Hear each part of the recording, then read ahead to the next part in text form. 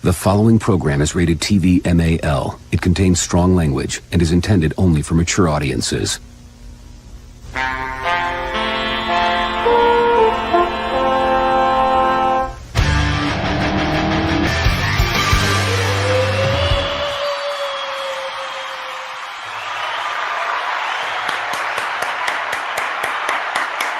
Hello, everybody. Hello. Hello. Let's go, America! That's right.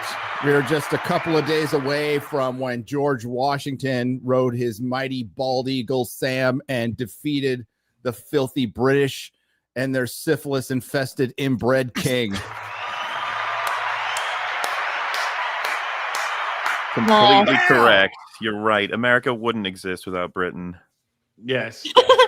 Happy Commie Day. Yeah. How's your country doing? So, I mean, I'm out of it right now, so I don't know. That says everything.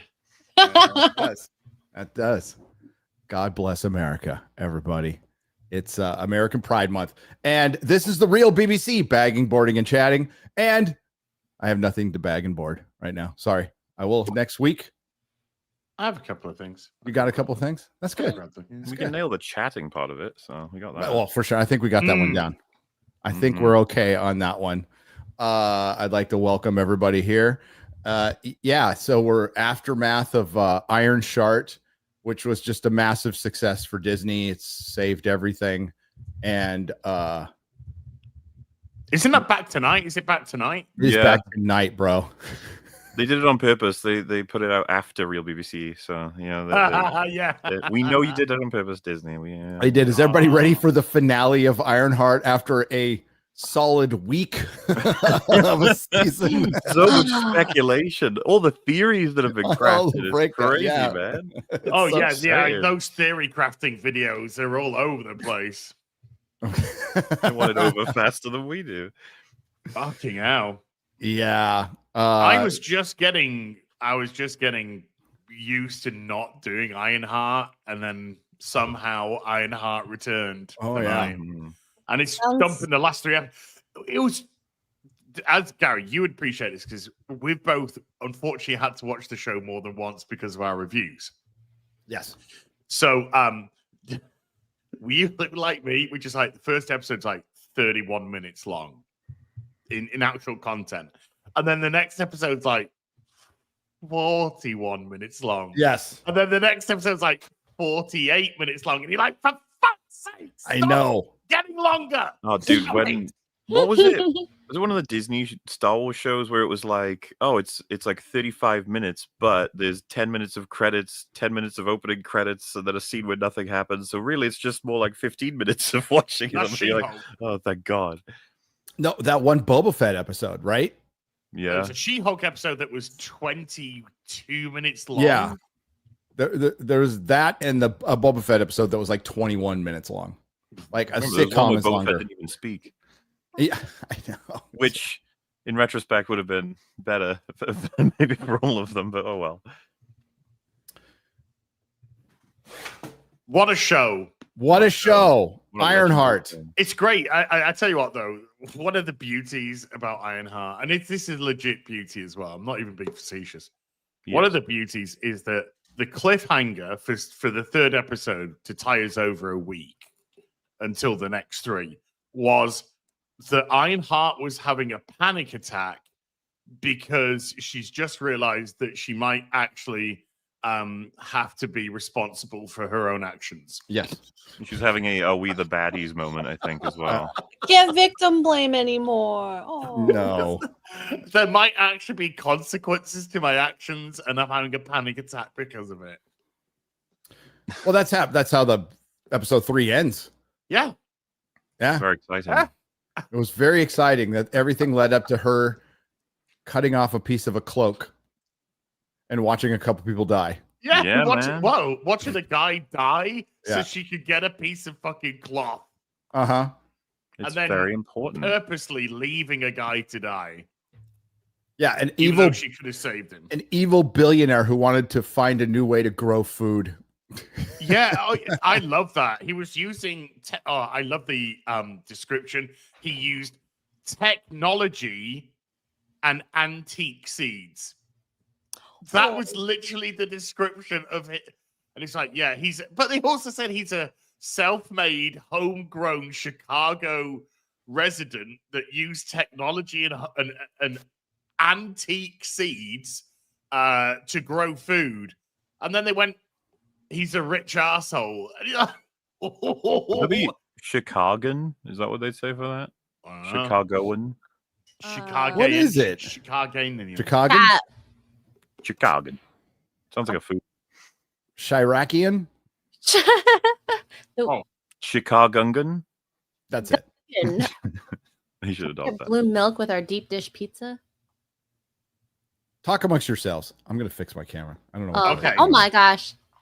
All right, you heard the rules. We're only allowed to talk to ourselves. but yeah, no so talk to they each said about that guy. They said he's putting farmers out of work.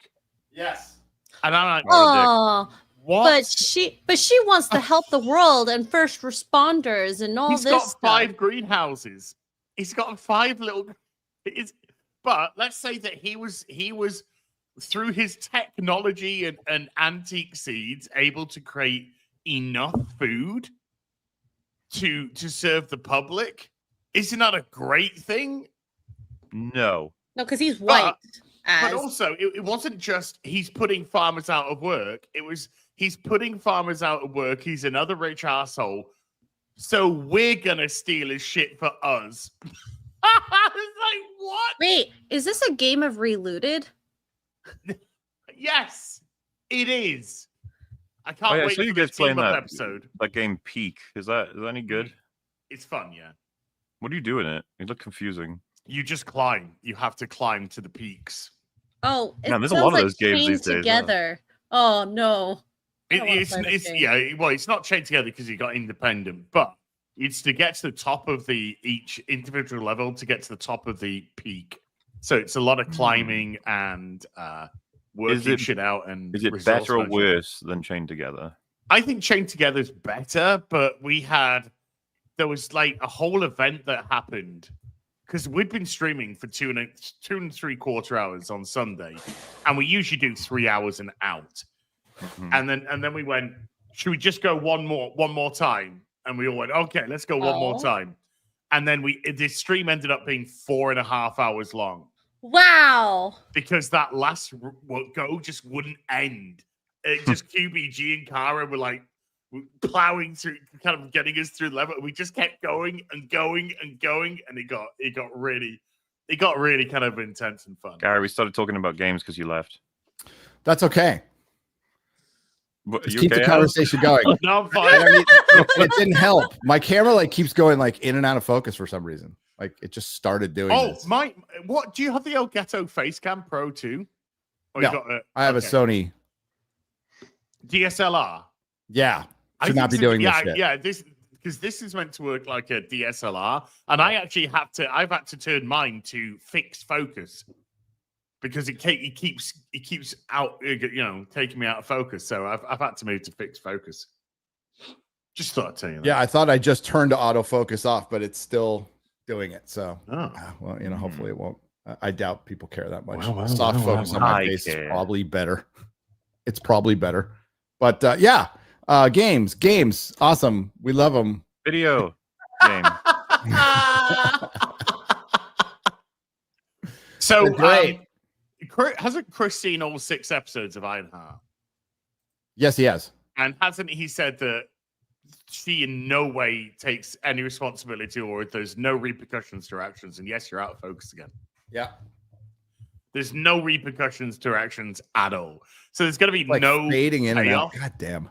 Keep going. I'm listening. Yeah, so there's going to be absolutely no payoff in terms of he's going to get hers. She's going to somehow come out of this series on top. How?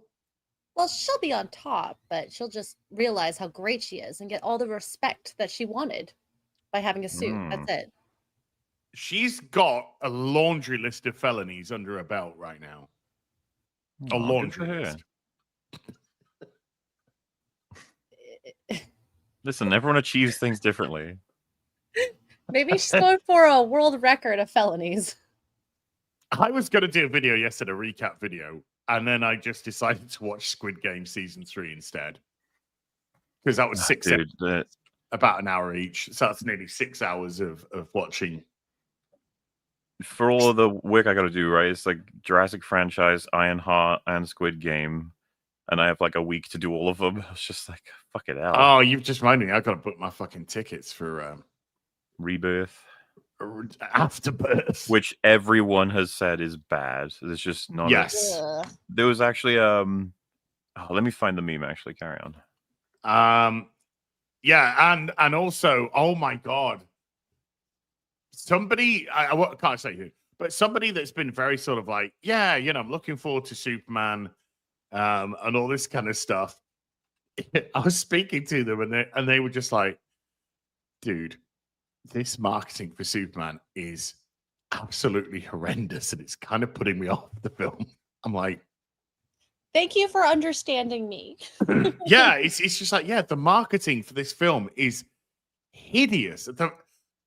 You know, I really want the film to be good. I legitimately want the film to be good, but their marketing is, oh, dude, it would talk me out of the cinema. You talking about Superman? I missed that. Yeah, because what else? But the marketing for everything else is normal compared to Superman at this point. The thing I was talking about. So, because I mentioned this to Draker, and I just thought it was funny. We got Jurassic World Rebirth is the worst Jurassic Park movie yet. A flat, emotionless retread of familiar ideas with no sense of theme, scale, danger, or awe. Well, for Americans, awe. They were so preoccupied with whether or not they could, they didn't stop to think if they should. The classic sort of thing you have to say about every single sequel to that amazing movie. And you remember the architect in Matrix Reloaded? Yes. So someone's quote tweeted with a picture of him, and the quote is, "This will be the 6th time we have created the worst Jurassic Park sequel. We have become exceedingly efficient at it." Just It's excellent funny. at creating horrible sequels. Because I posted a meme that I came across on my Instagram today, and the meme was, you know, you got the cat, you know, the woman pointing at the cat screaming, and the screaming woman is saying Star Wars is better than Star Trek, and then the cat saying, we don't hate 6 of the 9 movies that were made. And then below there's that, you know, that puppet that looks like that. Yeah. And below that, it's got like fans of the Terminator franchise. Oh, it's been rough. That's what it's become. Our era is now just a discussion of which fan base had it yes, worse. Yes, I do still agree. Fan bases. Doctor Who is still probably the winner. It's a tough fight though. A lot of people would say Terminator is the winner as well, because it's like, you know, Doctor Who is a lot longer, but there's different requirements, right? Because Different he's elements. black. That's a bit of perpetuating a stereotype there. You were the one who said it, okay, Mr. Hyper Racisms. But yeah, you don't have to. Out of like Predator, Alien, and Terminator is like the one that got hurt the most. But you know, it's like a lot of people would argue probably Star Trek got hit more than Doctor Who, right? But it's a tough fight. Thankfully, a lot of the Star Trek stuff is just is streaming. It's not even TV; it's streaming. So nobody's watching it. So I don't know if people really know the state that Star Trek's in, whereas they definitely know the state Star Wars is in, and they definitely know the state that Doctor Who's in. So I think Star Trek's kind of under that radar, in as much as if somebody great picks it up, and it did get a little bit of good faith back with Terry Matalas' season 3 of Picard. So if somebody who really loves Star Trek, like just imagine, Gary, just imagine if the Roddenberry Institute was put in charge of creating Star Trek films. Holy shit. We would have a renaissance in terms of what Star Trek should be. Essentially, Kurtzman being gone. Oh, like completely. Because there are people in the Roddenberry Institute who... There are peripheral people who have worked on Star Trek before that Kurtzman has slowly brought in so they can just And I think in their way, they're like, we'll try to fix this as much as we can. But pretty much to a man and a woman who I've talked to, which is precious few people who have worked on that, they fucking hate it. They hate it. The Roddenberry Institute is the only one who understands it. But we are generations past anybody even understanding Star Trek or wanting to understand it. Dan put out that tweet yesterday. Is like they always want to make Spock emotional, right? That's the easy thing to do because they don't know how to crack the character. Remember, Leonard Nimoy didn't know how to crack the character at first, and is the only one who really had. And the thing, it was. I think I can't remember. Correct me if I'm wrong, chat. But it was how he approached it.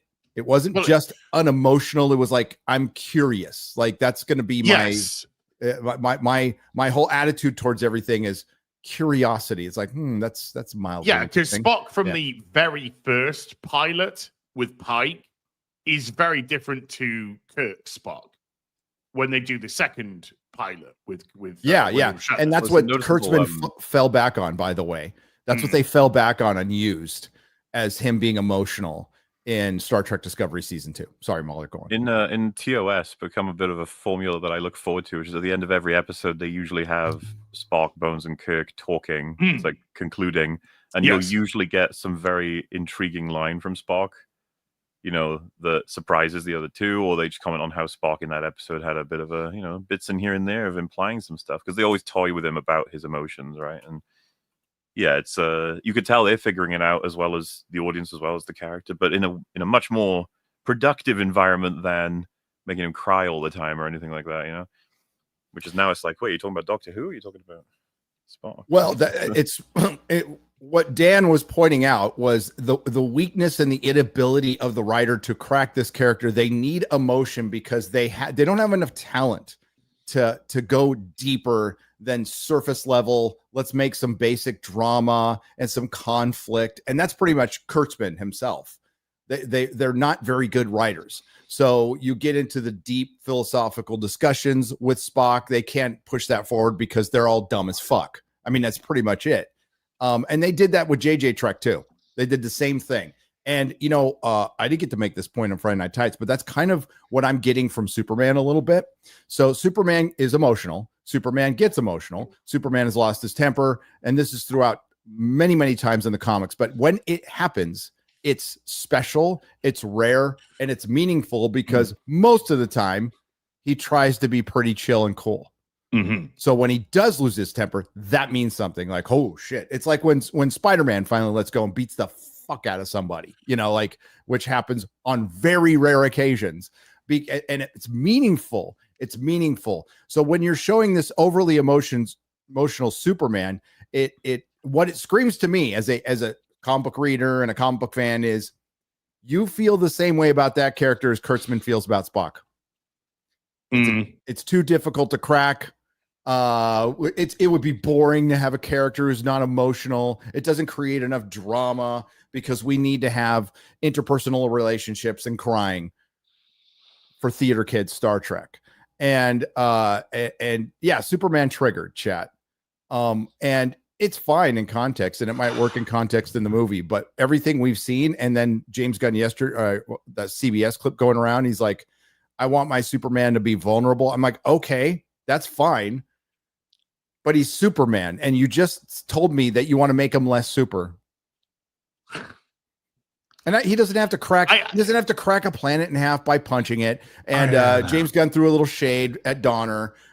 You can lean into Golden Age Superman if you want, but he's still Superman.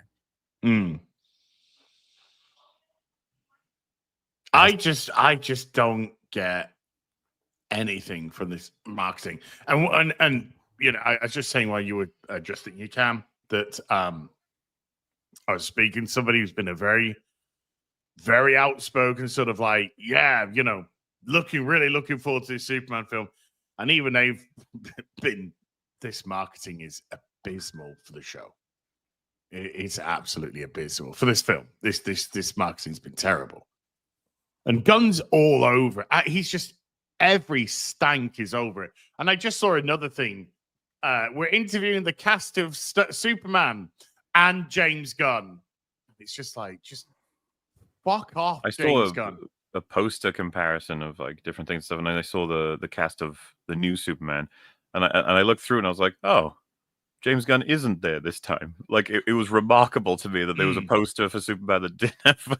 It wasn't like an official movie poster. It was more like a cast and crew sort of situation. I was just like, I'm amazed that there's even a piece of production material for that sort of thing, marketing, that doesn't have James Gunn in it. It was kind of nice, kind of a relief. I'm surprised he didn't cast himself in the fucking movie at this point. I am positive there's a cameo of him somewhere. Probably. I'm gonna keep a lookout. Oh, is that going to be the Stan Lee cameo as James Gunn? Oh, could you fucking imagine? God, like don't do that. It's already been willed into existence. It's too late. No. Damn it. Do you know? God, you could be fucking right. Oh my God, you could actually be right. I mean, why not?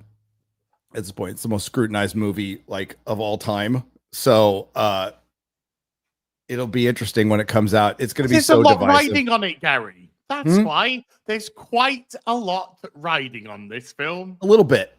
Whether James Gunn wants to play it down or not, and he knows exactly how important this film is, because if this is fucked, pretty much everything's fucked.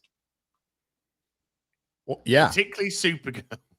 Particularly the follow-up movie, but they got a Batman script in, so really Supergirl's fucked anyway, right? I can't see that doing business. What would you say? What's the like? I think we've had this conversation, but like, what is the percentage of Superman that Supergirl is going to get? Half. You reckon half? So I think less. Less, yeah. I would I'm go thinking less maybe half. less. Yeah. I was like 25, 30. I'd go a third. I would go. Okay. I think I'd do a third. So Superman does need to get to $1 billion for Supergirl to have even a chance of making 350. It depends on what the budget is, right? I'm gonna have it. Let's see if I can get a number. And it's next year, the Supergirl film. Yeah. Yes. It's done filming, right? Yeah. It's done filming. What?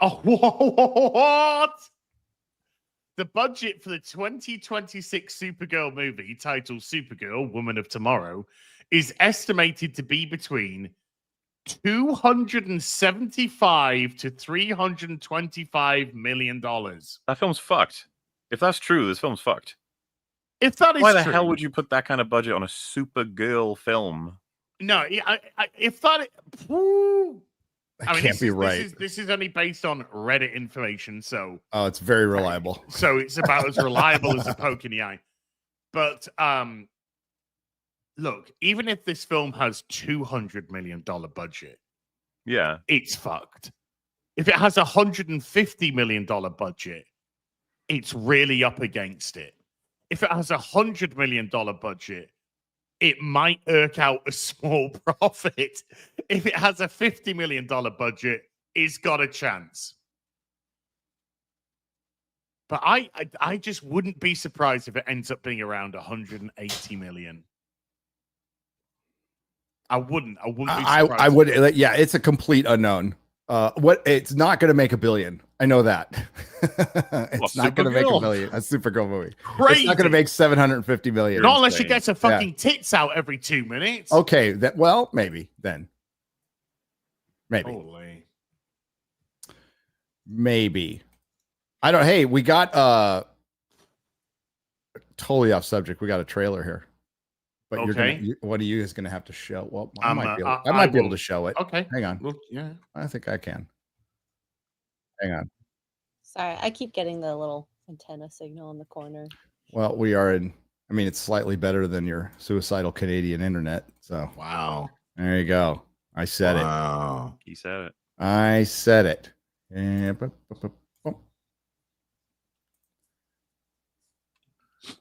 Marvel Animations Eyes of Wakanda. Oh my God, I haven't. Eyes of Wakanda.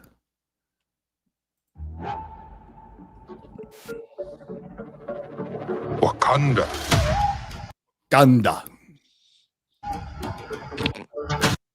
That's insightful, Garrett. Thank you.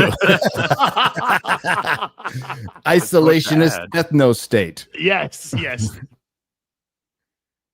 We lure our force fields with turntables.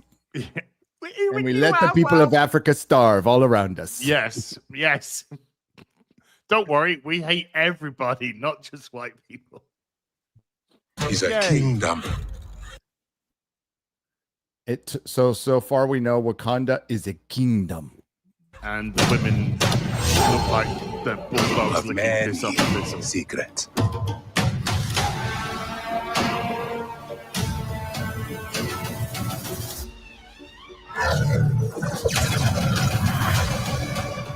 Whoa. Eyes of Wakanda.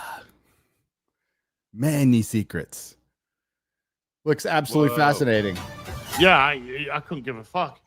But thank you. Thank you. Whoa. Who said chirp in the chat? Chirp. Oh, wait.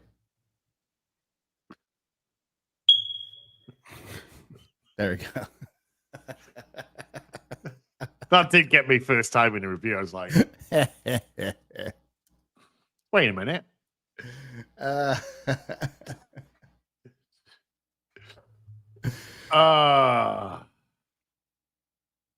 Wow. No. I'm not really feeling it. It comes out in August, and nobody will watch it, and there'll be nothing on that month, like at all. It's crazy. There'll be a lot of Twitter posts going, "Oh my god, this is the best! Marvel's return to form. This is the best thing since the last thing, and it's the worst thing since the next thing." Oh, we're gonna get that in a couple weeks with Fantastic Four. But what Finally a year! Return to form. What a year they've had, dude. Old Marvel. They flop after flop after flop. Sorry, I'm trying to get to something. Where'd it go? Fuck it. Never mind. Have we gotten any projections yet on the Fantastic Four box office? I think it's still too early. There was some. I think it was in the region of 125 to 145 million. Yeah. Yes, there it is. So box office projections, and this is domestic. Yeah. 125 to 155. Yeah, they think 125 to 136, but the high end 135. So right around a little above Captain African American. Above Thunderbolts. Sorry, that lost money, didn't it? Yeah. A lot of money. They both flopped. Thunderbolts lost money. and yet was on a budget of 180 million. Yeah, Fantastic Four's 200. I mean, that's just basically what they're saying for everything now. 250. Like, who really knows? So I could easily believe the marketing for that would be 100 plus, because they have been plowing money into that marketing. They have indeed. Yeah, like Pop-Tarts and cereal and yeah. Female Silver Surfer. Can't fucking wait. Can't wait. I still think Superman's gonna be a lot better. I do. I'm okay with waiting. Yeah, I mean, well, we got to wait for like a month anyway. We still got to get past Ironheart, which again falls tonight. The final 3 episodes, which are just as long, by the way. Ironfall. Really? Yes. I can't, dude. This show is this show was meant to be? Is it 8-9 episodes long? And they edited it down to 6. Yeah, they re-edited it like almost a dozen times over the 2.5 years. It was pretty much sitting on the shelf and didn't know what to do with it because it was so bad. Barely promoted it. I can't wait to see Riri's arc finish up tonight. Hell yeah. She's gonna where she around. Gets away with everything. Yes. It doesn't save a single somehow person. Everybody goes, "You're amazing" at the end. You should become an Avenger. Go fuck yourself. Right. I am gonna do a watch party tonight for the members. Absolutely. We will share the misery. It's kind of funny though. It's kind of fun. Misery loves company. Before we get to that amazing Star Wars news, which I am sure is absolutely 100% true, we do have another trailer to go over. Okay. Whoa. That came out and that I was mildly interested in. Yes, it's another effing remake, but it's directed by Edgar Wright. And I just watched World's End with Nerdrotic Jr. last night. Love that movie, man. Have you seen what would, I guess, be considered his next generation of films, though? Yeah. Baby Driver, Last Night in Soho. Isn't the guy isn't the main character from Baby Driver, isn't he like cancelled now? Is he? Kevin Spacey? No. The driver in Baby Driver, didn't he go through like a Me Too thing or something? Or don't know. Something dodgy. Yeah, outside of the trilogy, man, it's not been great. But man, I freaking love World's End. It's funny. I love the Cornetto trilogy. They are top tier, excellent films. Some of the best British films ever made, and that's why he gets like a pass for any given project he's a part of. Especially something like if he's involved in like an Ant-Man, it's like, oh shit, that's probably going to make Ant-Man way better, and then all that. Happened.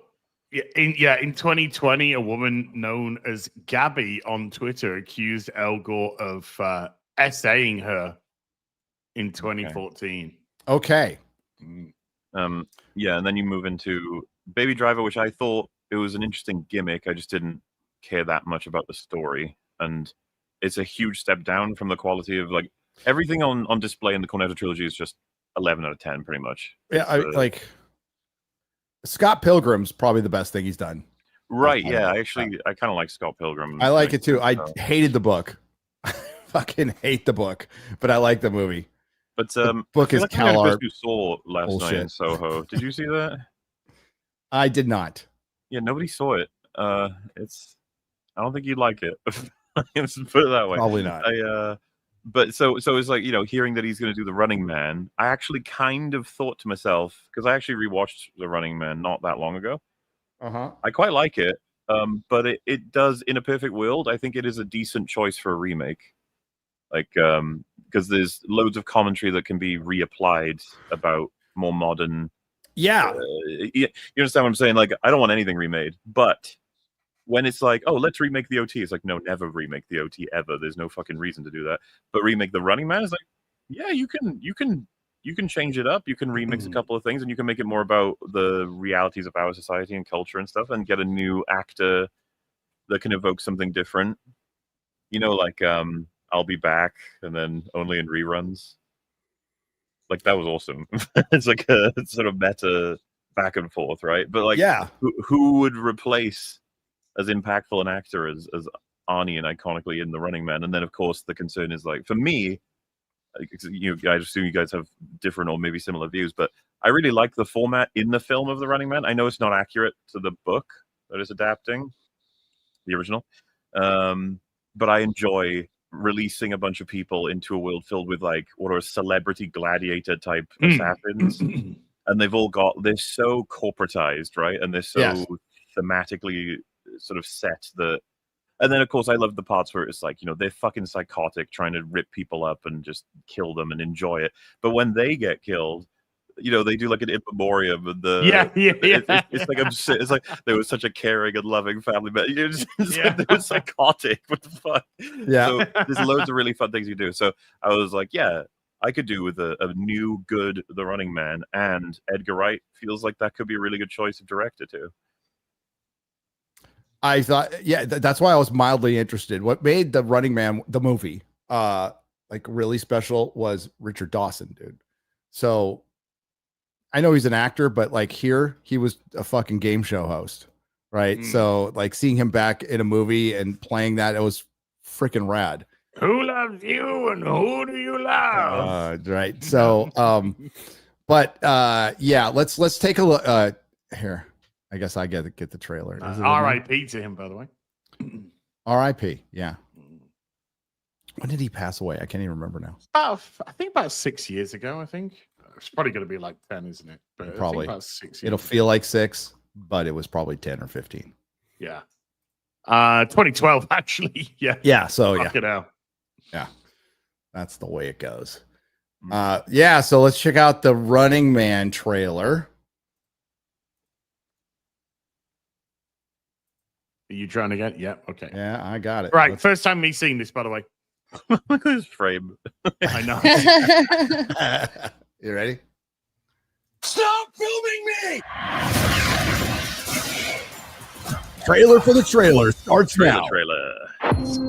Skipping the skip now. 35. Married, 1 child. In medical crisis. We need money for a doctor now. Ben. That looked like a weed dispensary, but okay. Oh my god! Thank God it's an interracial relationship. I know. That's the first thing I noticed. I was so scared that it wouldn't be. I was so frightened that it might be white on white love, and I hate that fucking thing. So yeah. Thank God they got that in immediately. Ben, watch yourself. Employment status. Blacklisted. But there's still a way out for you. It's the biggest show in the country. Bloodlust is our birthright. Set it free. Welcome to the Running Man. Well, that was the big lesbian from Ant-Man Quantumania, right? Wait, what? Am I watching? She was in Andor too. Yeah. No, seriously though, am I watching a parody trailer? No. Okay. Yeah. That's. I mean, hang on. I mean, with the money in her hands. That might. It's hard to tell, but it looks like Set her. it free. She's getting cast and everything. To the Running Man. People on these games never come back. I'm not trying to get myself killed. So kiss my ass twice. Right there. Is why you can win this game. The rules are simple. Survive 30 days. With the entire nation hunting you down. And get your family out of Slumside for good. I'm gonna come back here and burn this building down. I promise. That's the spirit. This is America, goddammit! And we don't put up with no bullshit! That's right. Yes! Hunt! What did you just call me? What was that? What did you just call me? Cunt.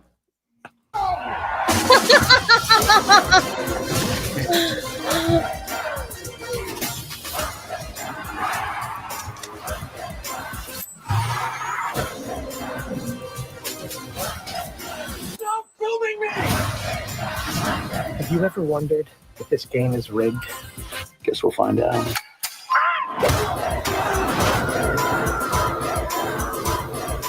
You might be moving up too fast. Hey, buddy. You're on freebie. Hey, buddy. You better run! I got a grenade! Back at you. Lee Page.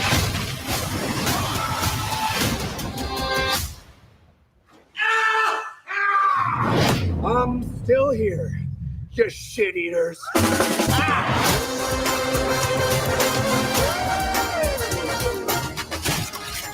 big boys!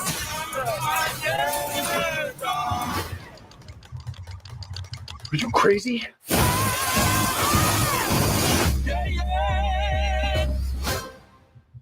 November 7th. Oh, the Yellow Flash video started up. Hey, What up, Yellow Flash? as a girl, I like that trailer. Glenn Powell. There was one topless Yeah, scene. I mean, not surprised. Yeah. I felt nothing. Yeah, God, it feels like the RoboCop remake. Yes. That's actually a very good. It feels a lot like comparison. that. And I love Yeah. Edgar Wright. And you can see some of his like directing in there that looks, that's cool. He's a great editor. I don't know though. It just feels like fucking RoboCop remake. Didn't do anything for me. I'm kind of like, Sorry. Yeah, maybe the movie will be great. Yeah, maybe. Like Glenn Powell. Yeah, I like Glenn Yeah. Powell as an actor. I do. But nothing. I got nothing from that at all. No, but we'll see. I would have.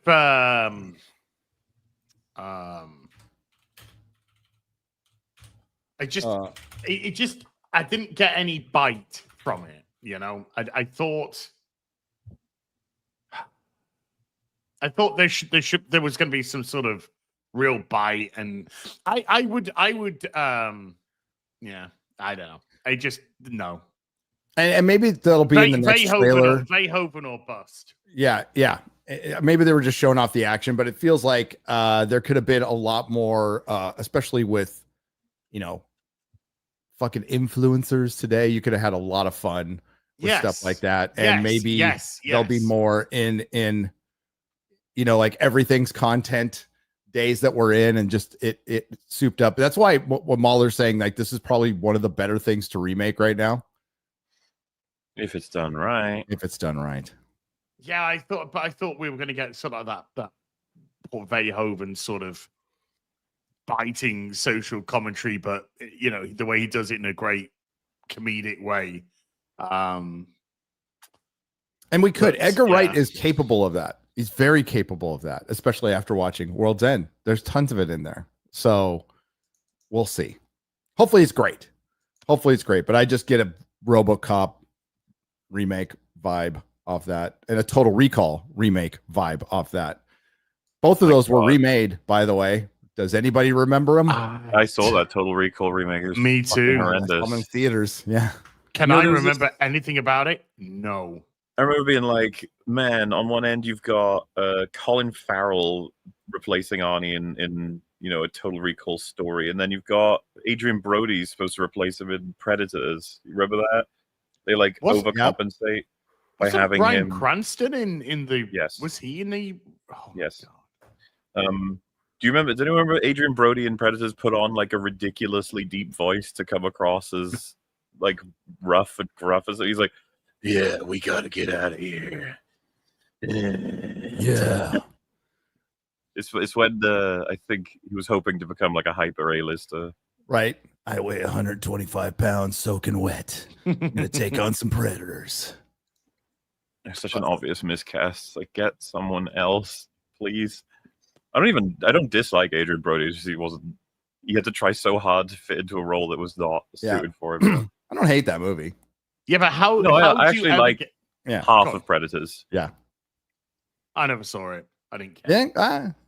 If you're bored one day, if you're sick. Better than a lot of the Predator it's better films. But how, a lot. You just can't replace Arnie. The guy's irreplaceable, and particularly in today's era of fucking Glenn Powell isn't. But you know, in this era of kind of like fucking effeminate lead men, non-macho, toxic masculinity, fucking vibe that Hollywood wants to give off. How on earth are you going to find somebody? Arnie's unique. There'll never be another Arnold Schwarzenegger. There will never be one. No. And nobody can step into his, regardless of how good an actor you are. Colin Farrell's a great actor. He's been I know. I love Colin Farrell, but that was another miscast. Well, it was a misfilm, honestly. Because they're trying to like, you know, we want it to be more like a regular guy without being a regular guy. And Arnie's just not. He's just no regular guy. He never was a regular guy. Built different, attitude different. Everything about him was fucking different. You can never fucking replace that guy. Yeah, good luck to the next person who tries to play Mr. Freeze.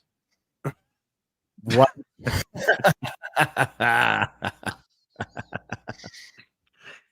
Never be done. Let off some steam, Bennett. I can't wait till I get that 1/6 scale, dude. I really can't. Fuck yeah. Oh, I'm so excited for that.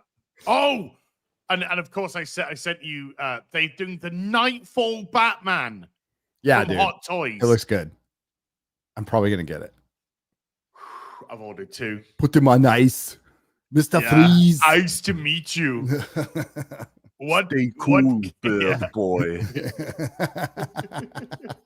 What made the dinosaurs extinct? The ice Look how much fun age, you're having, Gary. That film is wonderful when you don't treat it seriously. Oh, it's horrible. I'm not gonna own it though. I refuse. Not even for £8. What? What killed the dinosaurs? I got the collector's edition of that. Fucking sealed. Ice No. Age. Yeah, you got to. I do not own Dark Knight Rises, and I don't own Batman and Robin. Damn, I wonder if that's a hot take to equate Dark Knight Rises with Batman and Robin. Yeah, I'm gonna share. Somebody this. asked me yesterday if I'd rather watch Dark Knight Rises or Batman versus Superman, and I said Batman versus Superman, director's cut, all day long. Ooh, all day I don't long. know which one I think Because is at least better. something happens. Okay, there's a big swath of fucking Dark Knight Rises where nothing fucking happens. I don't know if this makes a difference for you, but for me, like BVS hurts less because it comes after Man of Steel, which I didn't really care about anyway. So, but meanwhile, like Dark Knight Rises actively murders a trilogy that was, it's like, damn it. But maybe I'll give Batman and Robin a watch for shits and giggles. Dude, I bet if we watch, You gotta save that for me. today, Okay? We'll do an we EFAB just movies laugh. on it. Do you want to do an cool. EFAB? Let's do an EFAB movies on it. Let's do it. I'll bring Release it as well. date 2020. We did one already, but we'll just shuffle around a new cast because I can watch that movie a million times. It's All right. so fucking goofy in the best of ways. I can't believe it got made. That's like, in retrospect, is so fucking crazy because wasn't the budget for that film something absurd, like 200 million? Yeah, it's pretty big. Yeah. Yes, it was. Yeah. Now, listen, Forever Dark did Knight, well. Dark and they Knight gave Rises, I will acknowledge, is like a better directed movie and everything. It's just dull. It's kind of bland. Yeah, it's very difficult to rewatch Yeah. because it Rises. just. I mean, because I think part of what it's pisses not me what off about that Batman would too do. is there's plenty of little things that are kind of working in it, and then get squashed by the time you get to the end. Because Tom Hardy as Bane is like, oh, that's an idea, and then you Yep. watch what they do, and you're like, oh. And the Bane stuff is memeable as hell. I love hearing him deliver Bane lines. I absolutely do. It's terrible, but I love it. Yeah. Does it hurt? If I removed it, would it hurt? It will be for you. It'd be painful for you. When Gotham is ashes, you have my permission to die. There's some good lines in it Really too. hard. There's actually some good lines in it, but yeah, it's it is just meme content. it is memeable. completely. Punishment must be more severe. Hey, excellent. Can you share this? So this is the Hot Toys Nightfall Batman from the costume used in the Arkham games, but Looks great. it looks excellent, and all these lights up, eyes light up, LEDs, absolutely fucking beautiful. Available to pre-order. And the artists who worked on this just loved drawing this costume. Oh, Graham Nolan hated drawing the Nightfall costume. Yeah, hated it. Oh, it's so 90s. I love it. It is. It's just The little pouches on the leg and everything. Yeah, you know. Come on, man. Gotta Come love on, it. man. Absolutely love it. Yeah, I cannot wait to get my hands on this. See, that's kind of like doing the Kelly Jones cover, kind of cover pose there. Yeah, there's some great fucking stuff there. Yes, yeah, available pre-order now. Out probably sometime in 50 years. Well, yeah. I mean, I think the tariff situation's worked out. So Okay, but yeah. Woof. it's very coincidental that got worked out, and all of a sudden I got all these emails like, "Your thing is being released off a pre-order and it's about to ship." Blah, blah, blah, blah. So thanks. Wonderful. Wonderful. Wonderful. Absolutely wonderful. What a beautiful voice. I must go and kill him. Yeah. And just to be clear, I'm not saying Batman vs Superman's a good movie. Okay. I just, somebody asked me what I'd rather watch. And as far as like things moving across the screen faster, I will choose Batman versus Superman.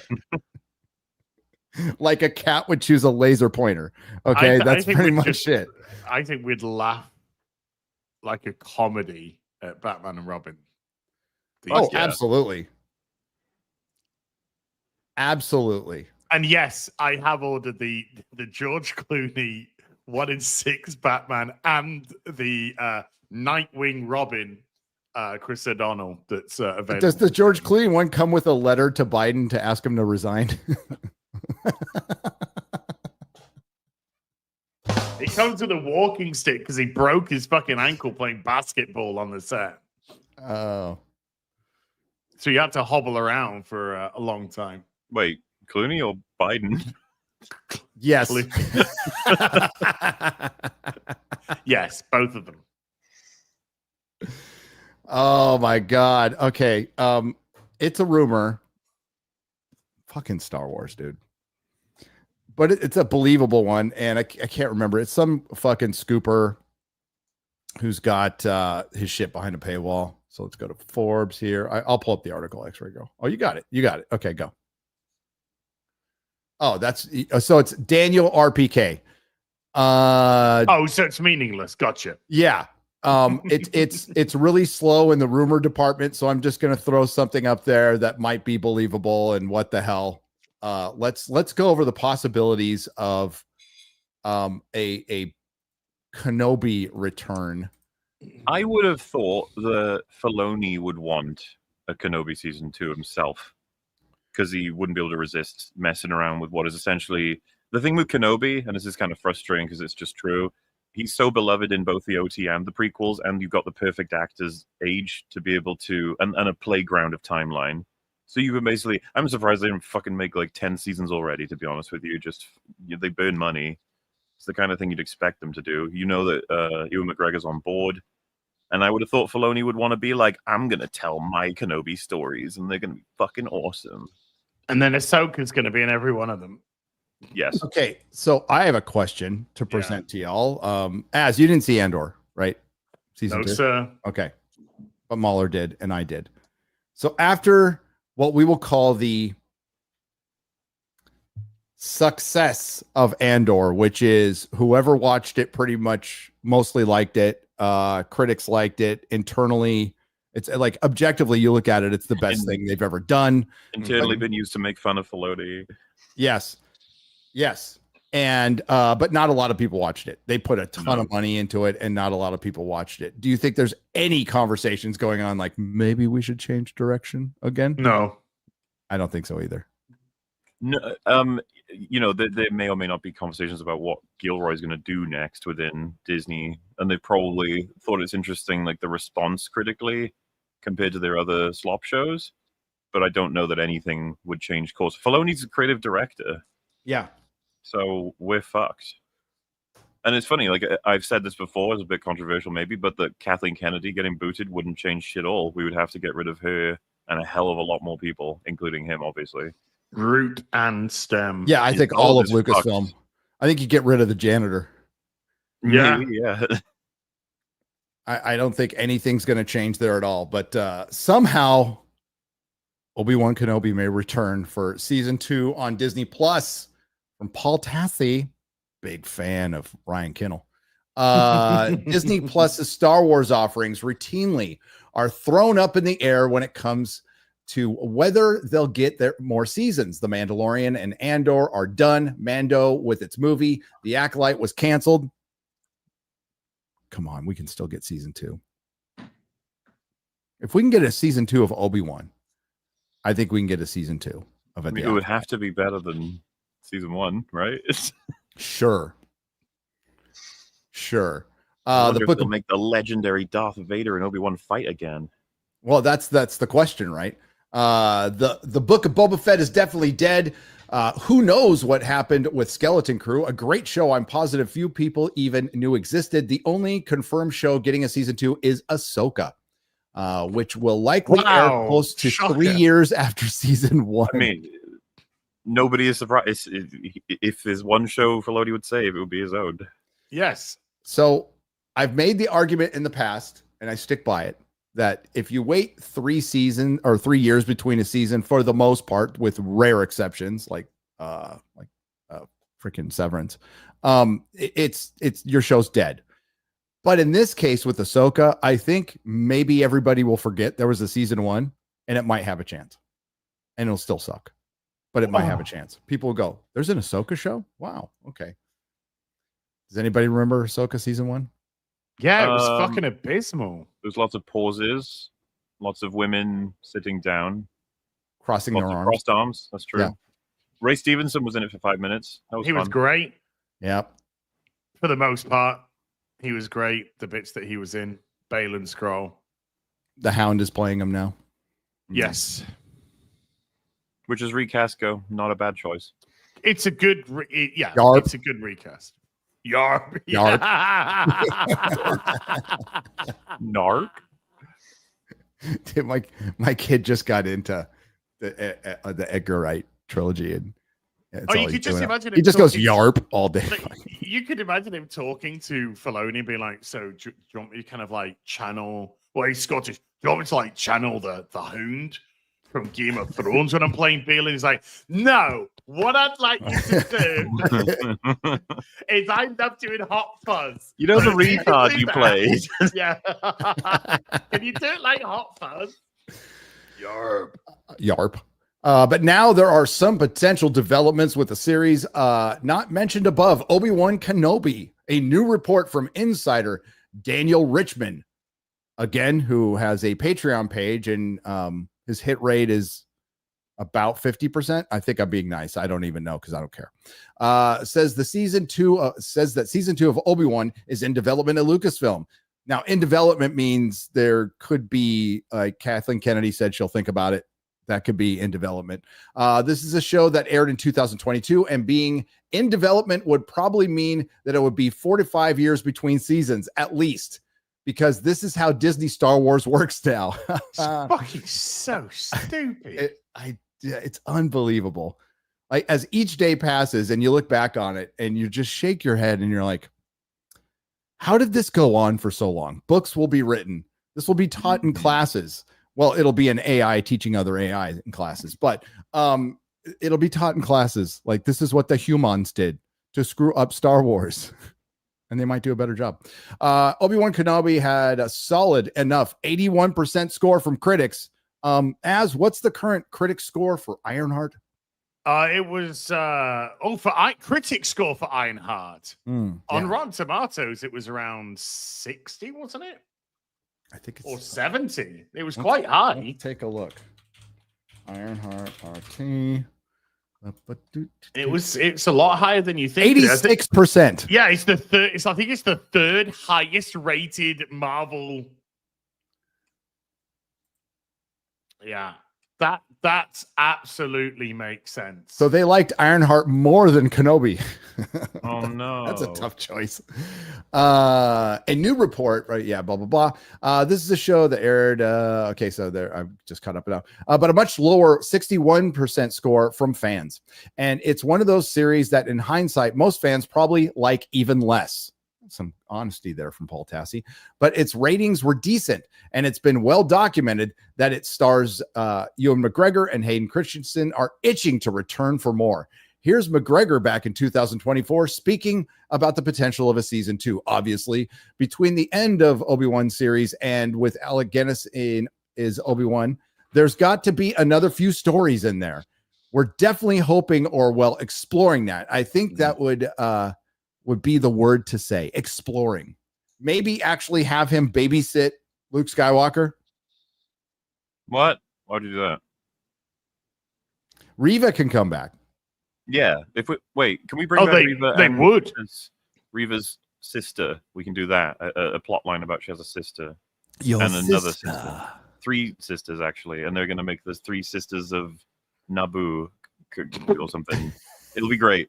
There'll be magic and lightsabers and a dinosaur. I hope she gets stabbed in the gut again and survives. Why?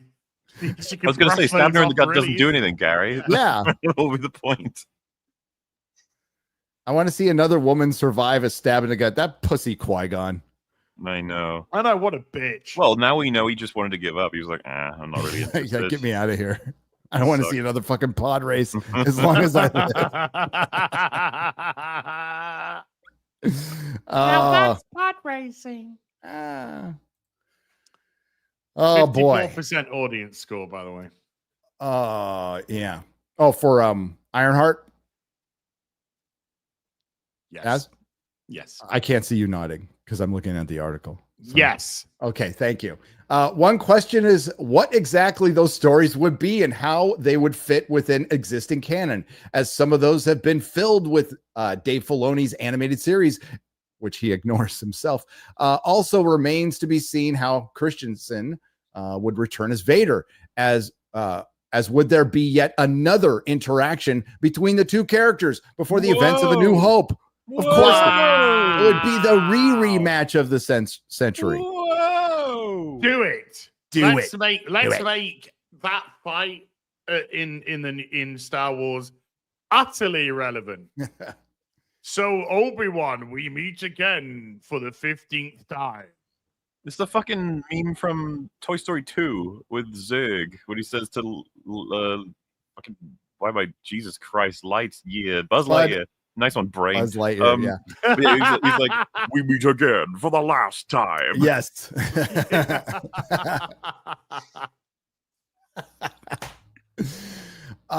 It seems all of this is stretching incredulity a little bit, as were elements of season 1, like an entire arc about little Princess Leia. It was also implied that there could be a young Luke storyline later. What?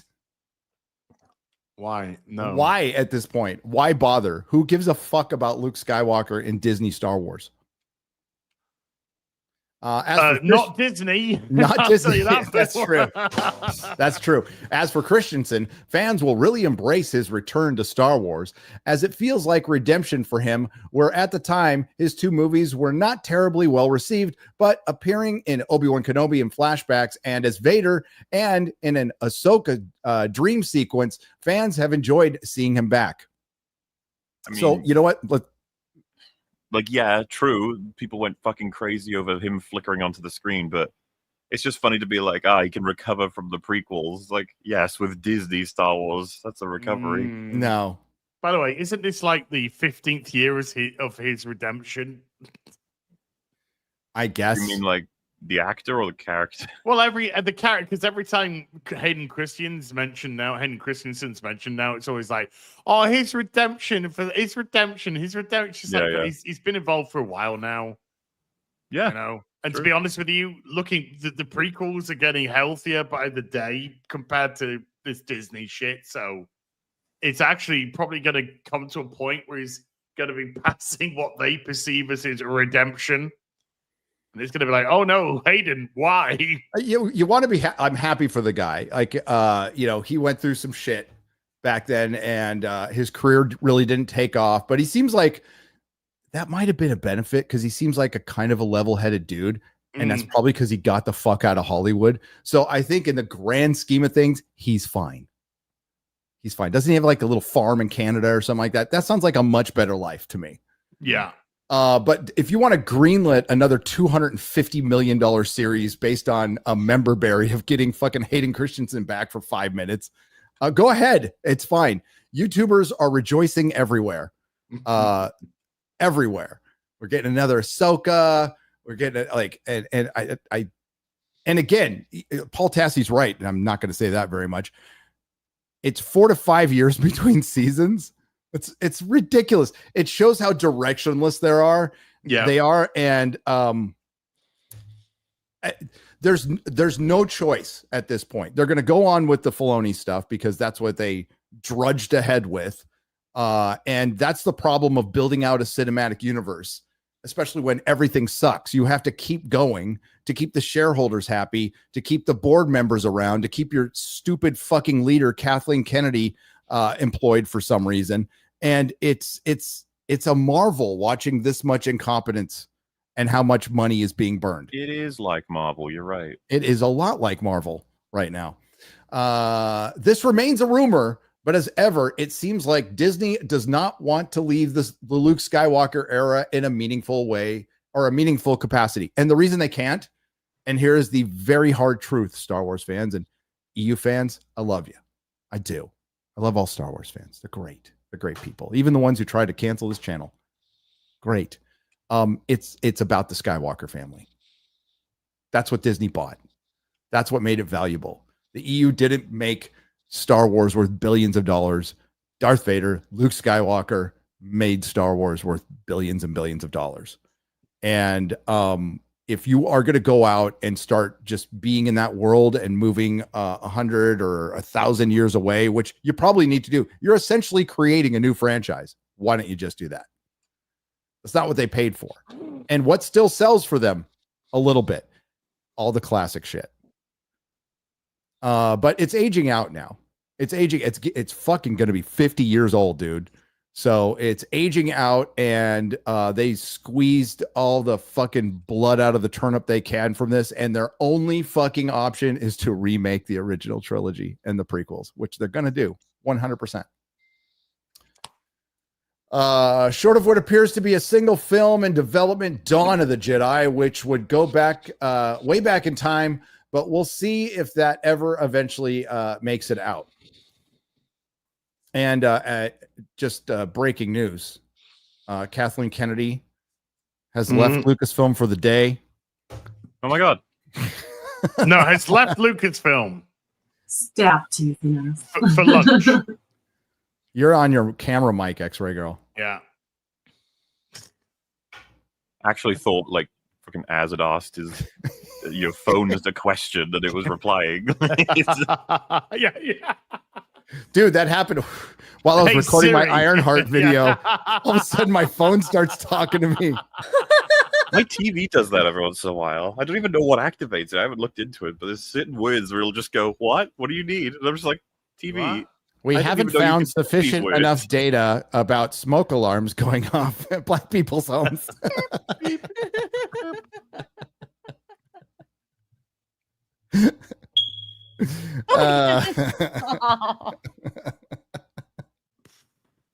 Oh, dude. Oh, that was fun. That was fun. Oh my, what a weird week it was. So as I was talking about yesterday, so on Friday Night Tights, we were talking about that dude who made, somebody clipped a video from us MauLer. Well, it was actually from a Nerdrotic daily that Perry put up about a week ago of us reacting to some Ironheart shit. And I'm sure it went down well. It went down great because we were discussing for the third time, by the way, we were discussing the AI and what would we name the AI. And we were like, you know, Shanae, Jarvikwa. Jarvikwa was... And that got clipped by some dude. And as on Fridays, like, TYT. And I'm like, who in the fuck? And I didn't ask you. And then like, who the fuck is TYT? I don't know what the fuck TYT is. What is he talking about? And then I find out it's the Young Turks. And I had no fucking idea. So some dude from the Young Turks. By the way, that video is behind a paywall now, or it's behind a member paywall. It's behind the member paywall. I went and looked for it. It didn't used to be. It didn't used to be. Well, it's on his channel and it's behind the member paywall on the Young Turks. So whatever. And his channel has like 1.2 million subs or whatever. So after he and he starts it out with black people can't catch a break, you know. And we're like, what? And everybody's pointed out going, excuse me, sir. Produced by black people, written by black people, starring black people. Massive budget. When we saw the trailer for Ironheart, I think one of the first comments was like, how is this just not racist? I don't understand. Like, if it were written by a white person, they'd be getting shit tons of trouble for this. Yes. The KKK could not have written a better script. A more stereotypical. Said that line myself. Yeah, like they could not have. It's like, okay, how are the friends going to die? Drive-by shooting. Okay. Should she have a father? No, she'll have no she'll father. Have a stepfather, and then the stepfather will get and he'll die in a drive-by shooting. There'll be no men around whatsoever, and if they are, they're all criminals. Yes, They're all criminals. She'll lose her 4-year free ride from MIT from bad behavior for cheating. For cheating. And she'll immediately go into thieving. It's like, and just significant property damage. Yes, and want to continue thieving. The only reason she wants to work for a corporation is so she can steal a big enough corporation so she can steal enough where they won't notice. Yes, she wants to go. Yes, she says, I just want a fair trade. I just want to go to a corporation where I can finesse fucking ship, steal ship. Yes. You literally just, all you can do is steal. Gets kicked out of MIT, steals. Gets kicked out of MIT for breaking the law multiple times. Goes straight into a life of fucking crime, steals. gets into murder, extortion, And- blackmail. And never mind the fact immediately. that she is on the precipice of basically breaking the Wakandan AI code that Silicon Valley would probably pay her, what, $1 billion for? Yeah, she's given up. She's making inventions worth billions On a so laptop. so she can steal thousands. It's just like, what the fuck is wrong with you?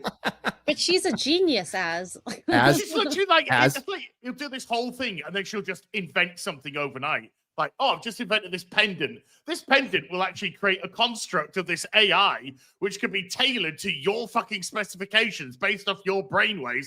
It's like, this is $1 billion idea. Just a and patent. I'm using it so I can steal $10,000. Just like, oh my God. No. What the fuck is wrong with you? Why make billions when you can steal thousands? Ironheart. That's the title of my next fucking video. Isn't that a line from Dr. Evil? Why make trillions when we can make billions? But oh my God, now we've got the reality of that. It is. Screenplay by Tom Metzger, by the way. You don't know who he is. No, Famous old I white would supremacist. understand if it was a screenplay by Kurt Metzger. Then I'd understand the fucking comedy of it. Laughing my head off. Kurt Metzger is not Tom Metzger. Okay. Okay. Tom Metzger is like former Grand Dragon or something from Fucking Grand Wizard, more like Grand just Wizard, like Grand this. Dragon Wizard from the KKK and the Holy. White Aryan Why would they Resistance have- or War. Yeah. Why would they have those ranks? Wizard.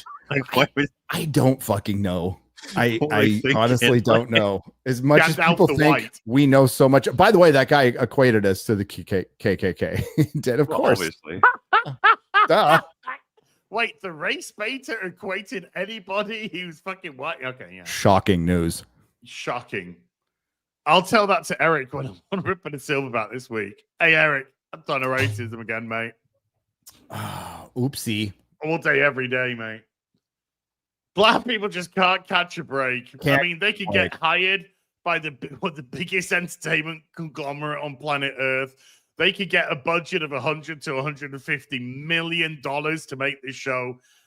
They could get their black showrunner, their black writers, their black directors, their black actors. They could get everything they want. Can't catch a break. Oh, maybe if I search racist in my email, I'll get Nerdrotic. the I know. Just holds up a mirror. Yeah. Oh my I read this one already, but here's one I got from TV. It says racist in all caps. Racist dirty fucks, and your page is being taken down. LMAO. Let's see how long you dirty old white fucks will last. You coke-headed dust tray. LMAO. Gary, I've apologized to you already, okay? No. You don't have to read it out on No, this fucking one's stream. from my mom, okay? Oh, You're a fucking cotton swab, and that's never clean, you dirty fucking incest. God never created Man. white people. You all were thought up by the devil. That's why you hate black people so much. A hoodoo curse was placed on y'all. Won't see another day. Let's laugh at Okay. your death next. Sent from my phone. Wow. My phone. I only got one.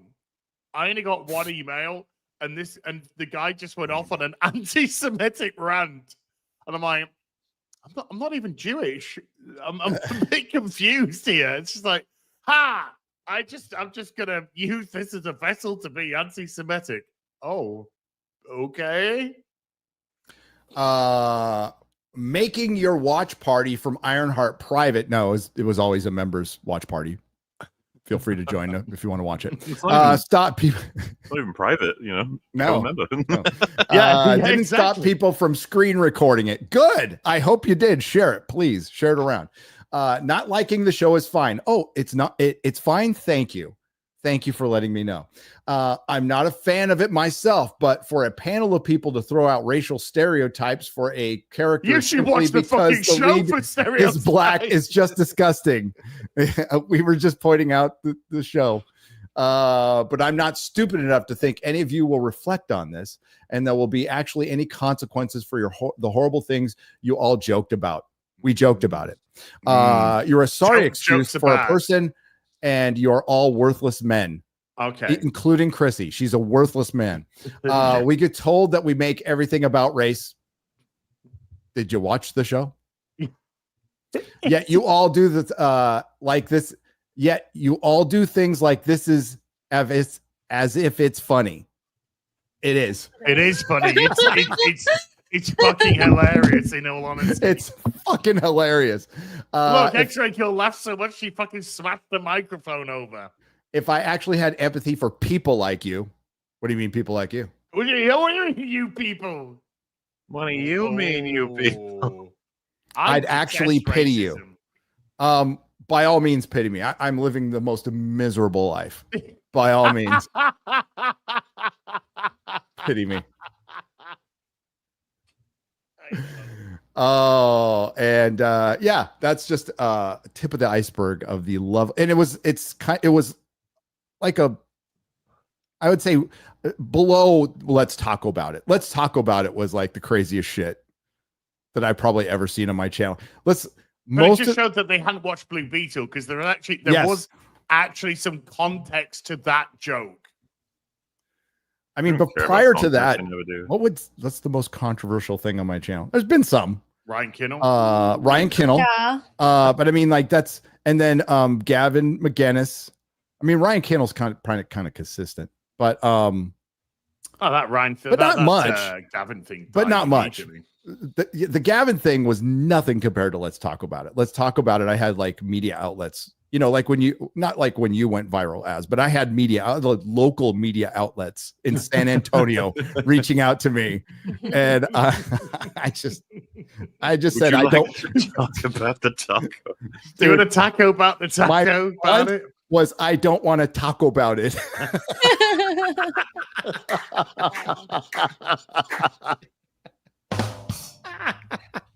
Oh, I said what I said. I said what I said. Alex Jones was not. Oh, that was like Alex Jones wasn't. It wasn't him that caused the controversy at all. He's been on twice, and fully monetized live streams, no problem. Gundam has like demonetized live streams. Yeah, Gundam has more and it's just because YouTube hates Gundam. It's like he said anything bad. And honestly, one of the times, I mean, to be fair to Gundam, it was us. We were talking like crazy shit. And it like there's some times where I might hit my partner manager up and he's like, do you want me to take a look at those? I'm all that one. Nah, I probably deserve that one. Well, I actually got an email from my partner manager yesterday saying we're gonna continue our relationship because we like you, so we're gonna stay on as your partner manager. Really nice. Oh, I got they're not, the @ symbols are gone, so I did get a response. Yay! Let me read that to you. Yeah, they're all gone. So okay, Thank God. Here's a little life hack. Here's a dad hack. Complain. Dad hack. No, don't complain. When I learned this with my rep at Diamond, because Diamond would piss me off every day, but it's not my rep's fault.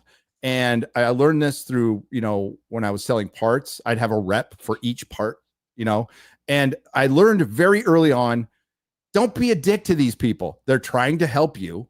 Mm-hmm. And if you kill them with kindness, they will go the X. And that's the same with me. If a customer comes in and he's cool or she's hot, I'm going to go the extra mile. All right. If a customer is cool or she is hot, yeah, I will go the extra mile. Okay. Just it's the way that's the way life is. But with, you develop a good relationship with your reps, you ask them how they're doing, and you be genuine about it. And, like me and my rep, we'll talk about life and shit and we get along pretty well. So that way, like if I ask, and you test the boundaries a little bit, and I'm not going to expect an answer on everything, but my rep, if I ask a question, I get an answer. And he's been my rep for a couple of years now. And I learned that, for John Broly, if you're out there, buddy, he worked for Diamond. That poor guy worked for Diamond. He was one of the coolest dudes in the world and bent over backwards to help comic shops he worked with. So John Broly, shout out to you, brother. Let's see what Dylan has to say. There it is. So of course, when I emailed him during Jeremy's stream, because I noticed it on Jeremy's stream first, I got a thing back that I'm out of the office. But he did get back to me. He's like, I'm out of the office, but I wanted to chime in quickly here. From my understanding, this change is permanent, and it was likely made to make impersonation harder. But I'll let YouTube Partnership Program provide any additional information on this change if there's more to it than that. As for the chat, definitely feel free to add time for my calendar and blah, blah, blah. But I sent him a screenshot of Jeremy's chat. So it looks like maybe they listened. I think, Jeremy and I think everybody basically said, hey, chime in to Team YouTube on Twitter, because that's actually the best place to go. Yeah. And be nice and just go, hey, we really don't like this. It's not, I completely understand like the impersonation thing. I understand why they did it, but it's not really going to change anything. People will figure out a way around that anyway. And it aesthetically looks terrible. It looks terrible. And, some people don't want their names put out there, and they have to consider that. And that's going to, that's going to cost you? Viewers. That's going to cost you viewers, YouTube. So maybe they pulled back on it. I don't know. Because they were definitely doing it on certain channels. Were they doing it on yours yet? No. No? Okay. Because they weren't doing it on Nerdrotic Live. They were doing it on D-Day Cobra. I don't know if they were doing it on Geeks and Gamers. They were doing it on Kirsha. And they were definitely doing it here, and it's not here now. So hopefully it's gone. Hopefully it's gone. And maybe YouTube listened. They did listen. Remember the one time they took away verification as? Remember, it was like 4 or 5 years ago, and people were pissed, and they actually fixed it pretty quick. Which was just a dumb decision, by the way. But they didn't listen with the thumbs down, unfortunately. But Twitter never brought that in. Weren't they talking big talk about doing a thumbs down on Twitter? They were talking about getting rid of likes. That's the one thing I've never liked. Okay, I'm glad I still, despite he's arguing with Trump again, whatever. I like that he bought it, but I never liked that he wanted to make it like that app in X-Ray Girl will know what it is because she's Asian. That app in China that's pretty much an everything app. It's like Twitter, and you pay Vivo something. Oh, well, you're a really bad Chinese spy, X-Ray Girl, if you don't know what that is. Or am I a really good one? Because I don't know. Chat saying Weibo. Like Weibo. Okay, yeah. He wants to make it like that. I'm like, no. No, I'm not going to make it. You can call people up from DMs on. Yes, people have accidentally done it a bunch. Yeah. I'm like, I'll get a call, right? And my phone's vibrating and I don't see a call from Messenger or my phone or WhatsApp. I'm like, where in the fuck is this coming from? And it was Twitter. I've never gotten a call before. Don't call now. Oh, wait, I'm going to call right now. No. Yeah, I'm doing it right now. I'm going to do it right now. I'm going to call Gary while he's calling you. How do you do it? Oh, you do it like this. Here. I'll call MauLer while you're calling me. I'm just gonna not answer. Oh my god, he is calling. Yeah. Oh, I've never. This is the first. Oh, yeah. It works.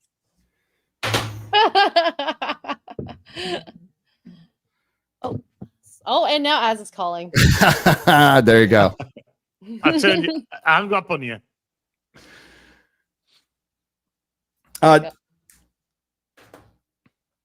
Did you see F1, MauLer? No, not yet. You haven't seen F1? It's so good. It's good. It's a really good movie. It's nothing groundbreaking at all.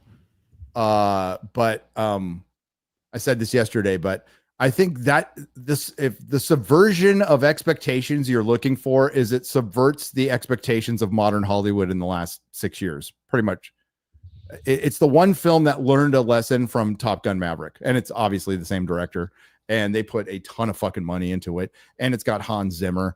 And it's, cars going fast. So I'm going to like that. Vroom, vroom.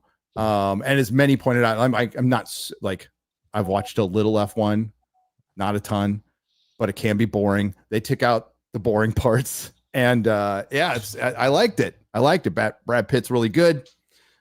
Pretty simple formula that they didn't break, and I would recommend seeing it in the biggest theater possible, a D box, IMAX, 100%. Audio.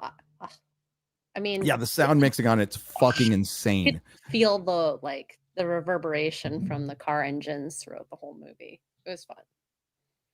Yeah, Oh my god. I hate you, Az.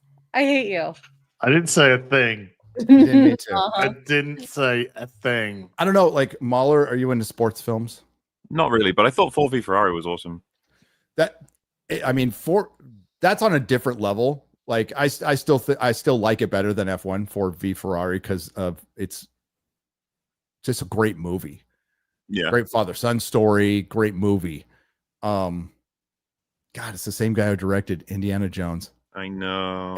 He's so capable yet so incapable. And yeah. Well, he didn't write the script though. Yeah, but the directing in Ford v Ferrari is excellent. It's really good. Yeah, but I mean, we surely can't be under the impression that directors at Disney have actual carte blanche and how they No, they're hired guns. But wait. I don't want to take any responsibility. He's advocated the film is good and he was happy with the choices made, like before it went to shit. Yeah, obviously.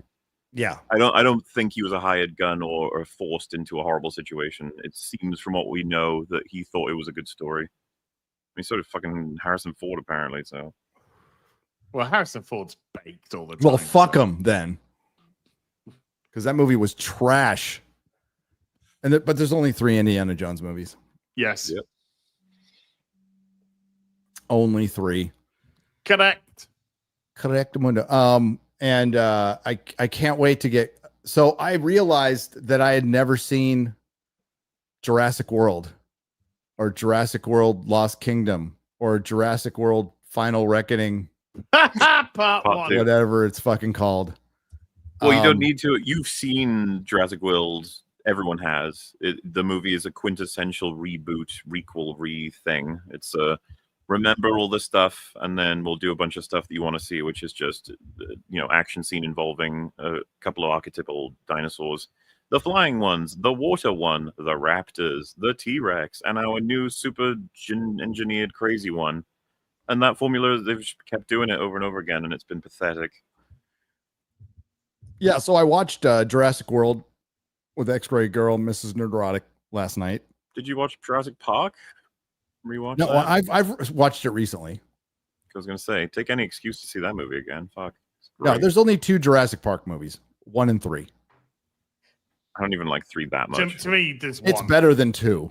Okay. I can give you that, but I just don't like any of the sequels really. First one's great. And amazing. it's one I didn't see that forever because it came out when I was in prison and I just never got around to see it. That's just one of those things. But classic movie all time. Didn't need this many movies at all. So the first one, why am I blanking on her name now? Ron Howard's daughter. Bryce Dallas Page. Bryce Dallas Howard. When she was Paige, thin. Isn't it? Bryce Dallas Howard. Paige. I don't know. I don't know where I got Paige from. Opie's daughter. Okay. Opie's daughter, looking pretty good in this movie, was responsible for everything in it and suffered no consequences whatsoever. Yeah. They let a guy die. They let white Vincent D'Onofrio die with a fucking loaded gun. They had a chance to kill the fucking raptor and they didn't. They just watched him die. He's evil, so we don't like him. Oh God. I was like, what the fuck? Man, you gotta get rid of the evil poopy pants people. Well, I mean, he is representative of the character they keep fucking bringing back, which is the one that says we should put dinosaurs in the army. It's like, no, we shouldn't. You dumb fucks. Just think of the military application. Possibilities. At one point, we can't search out caves with a drone, but we can with a velociraptor. It's like, what the fuck are you talking about? What? Yep. They'll lose the signal or something like that. You can literally use sonar to do that, you fucking idiot. They have ground penetrating radar. Yes, let's let the velociraptor go. What's it gonna do? Come back and go, right. What you need to do is you need to take straight, take a left, right, straight on, third right. Third Reich. Yeah, with your arms sticking up like that. Jesus. You need to do Third Reich. Wait, what? So, and apparently they get worse from here, MauLer, from the first one. So, well, for me, I would be tempted to say they only ever get worse. There's a debate for Jurassic Park 2 and 3, but yeah, 4 is much worse than 1, 2, and 3, and then 5 is worse than 4. And as far as I know, 6 is considered the worst one, and Rebirth is like awful. So Rebirth might have bucked the trend in terms of it always getting more awful. It's just regular awful. It's just regular awful. Yeah, and it'll make it. Well, I don't know if this one will make a lot of money. Maybe it will. Maybe it will. We need a Turok chat. I completely agree. Turok. Well, we had one Turok, in Rebel Moon. In Rebel Moon, we had yeah, we did. Rebel Moon. It'd be so sad if we don't get any more Rebel Moon, you know. Dude, wasn't there supposed to be like 4 more? Like, wasn't it? Yeah, I mean, as long as they had at least one fan, which I don't think they do, so unfortunate, but there it goes. Snyder had carte blanche. He was in complete control. That was an incredible opportunity. A 6-hour epic with unlimited budget and creative control over a sci-fi fantasy story spanning the galaxy. You could do anything. And you did that. Yep. You had Anthony Hopkins. Yeah. You had access to anybody, really. Damn it, Rebel Zach. Moon. What are you doing? Rebel Moon. Well, I mean, it's indicative of the golly gee whiz. I am just golly gee whiz, all right. We did get one good clip from it. Yes, we did.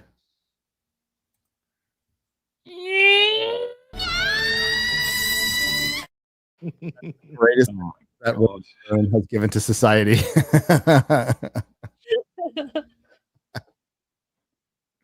I made that clip too. It was so funny. Yeah. Seeing that happen in the movie, it was like, what the fuck? Yep. It was all because the Lady Love Milk Crate character died and nobody gave a shit. Nobody cared. What's Ray up to nowadays? Ray who? Ray Palmer. Ray Palpatine? Ray Palpatine? Cyborg. I was gonna say, Ray Fisher? Ray Fisher, yeah. He's gonna get that big role any day now after he called Joss Whedon racist. I bet you thought that. Actually, do you know what? I agree with that guy for the Young Turks that black people can't catch a break because he called a cancelled man racist and got cancelled. I know. What was his saying during that whole time? It was like, "Oh yeah." No. No, help me out, chat. He was like hashtagging like, it's something like authenticity over something or other. Yeah. I forgot what it was. Oh, what that thing that died really quickly? Yeah, it died really like his career. Hey, see what happens is when you go out and you get another guy canceled basically for being a dick. And I'm not here to defend Joss Whedon other than I don't think you should be fired for just being a dick. I mean, that would mean everybody in Hollywood should be fired, which is true. Is other people who are totally agreeing with you going, yeah, totally right, Ray. What a jerk he is. Then when they walk out of the room away from you, they go, don't ever fucking hire this guy. He's a total fucking pain in the ass. What a bitch. He's always fucking complaining all the time. So that's what happened to your career, Ray. That's what happened to your career. And maybe you weren't that great of an actor to begin with, but. Well, wow. He had a go at James Gunn for using fake grace on Twitter for going to bat for Joss Whedon. Wait, James Gunn defended Joss Whedon? Before deleting it when he got his DC job. Yeah. Well, that's pretty, you know what? As far as friendships go in Hollywood, that is ride or die. So that is ride or die. That's what it looks like. Ride or die until I get a better gig.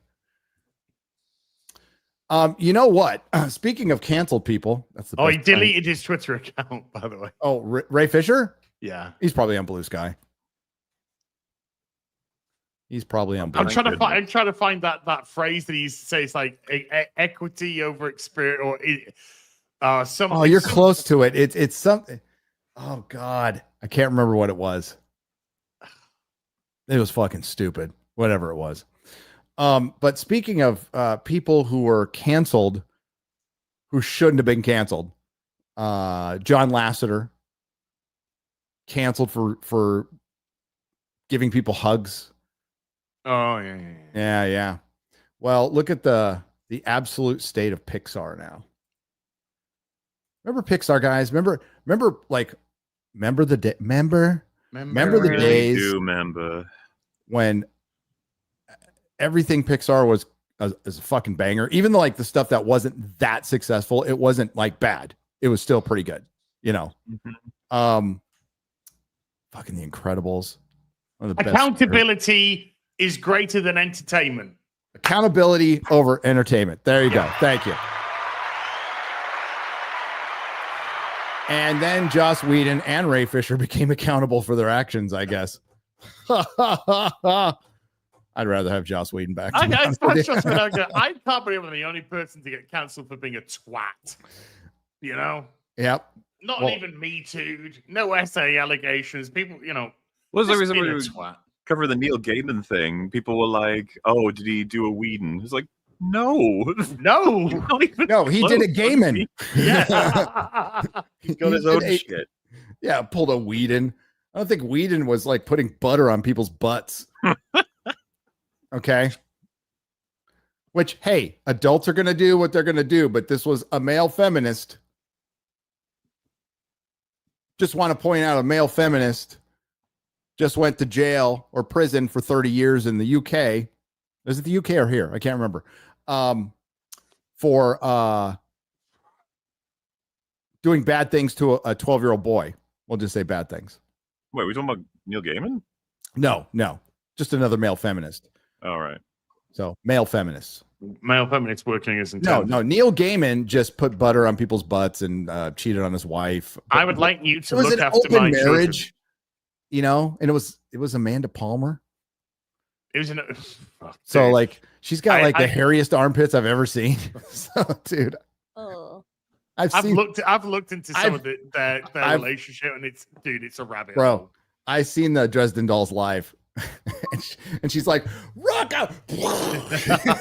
Oh my God. Oh man, I bet she wanted that coin-operated boy. Yeah, it's still a good song. I like that song. It is a great song. Yeah, it's a good song. She's fucking nut. She is a nut. But back to John Lasseter, who I met at Tesla when I was working at Tesla. He brought his car in. He's a nice guy. Was canceled from Pixar, and the activists took over, and now Pixar is pretty much dead. All they have left is Toy Story 5. Well, Incredibles 3, Toy Story, Frozen, Incredibles, and then when they start doing live action shit for everything, right? Like that's all that's left. There was what was interesting. Capital Opinions sent me a thing. Their Instagram account, they posted a video of someone saying, "Don't complain about original movies not being made if you don't go out there and see Elio." What? Like the Pixar official account posted a video of someone saying that. I was just like, what? How about good movies, bro? Yeah. Yeah. Sorry. We are still allowed taste, by the way. Yeah. Yeah, I've never found it interesting, the argument. It's like, yeah, if you truly believe in it, you should be out there watching every fucking original film that's ever made. It's like, sorry, I'm not a time god. I can't just watch everything. I've got fucking shit to do. Exactly. Work. But why would I waste my time with Elio? I don't know if you guys saw the trailers, but it's like, oh, I've seen that movie a million times. It looks like shit. It looks like CalArts shit. Yeah. Yeah. And guess what? It was CalArts shit, but apparently it was worse. Also, because sorry, Frozen is not Pixar. That's true. My brain got crossed over. It's Disney Animation. Yeah. God, that fucking song, dude. Fuck that fucking song. Did you see the thing where it's like when they initially showed this internally, It was apparently meant to be very queer coded. Well, that's the thing is Pixar's not gay enough as that's the Yeah. problem. That's the problem. This is what happens when you let activists in, really hard to get rid of, kind of like a cancer. So inside Elio's catastrophic path, America Ferrera's exit.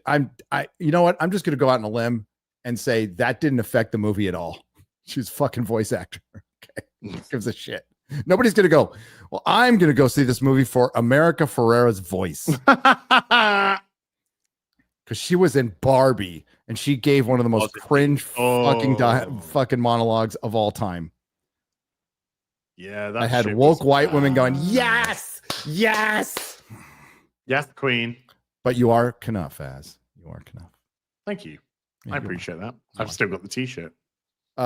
Creatives, we're going to put the air quotes up, at Pixar, who saw the original director's previous cut of Elio tell THR, The Hollywood Reporter, about the movie's challenging production process. Elio just became about totally nothing. Well, what was it supposed to be about? Friendship is magic. That's it. That's it. Those who worked at Pixar while its latest film release, Elio, was in production, were delighted by footage they saw roughly 2 years ago. So they were delighted by all the footage they worked on. Among the moments cited as favorites by those at the animation studio at the time included a sequence in which the titular boy collected trash on the beach and turned it into a homemade apparel that included a pink tank top. The movie's team would refer to Elio showing off to a hermit crab as a trashin' show. Okay. It's a kid's movie, by the way. Made by a bunch of people who don't have kids. Made by a bunch of people that want to fondle kids. Yes. Fucking I wasn't going to go that far, but I will. I probably should have. But if you bought a ticket to Elio and don't remember seeing that, it's not just that you chose the wrong time to refill your soda or take a piss. According to multiple insiders who spoke to The Hollywood Reporter, Elio was intentionally portrayed as queer coded. Reflecting original director Adrian Maloney's identity as an openly gay filmmaker. Okay.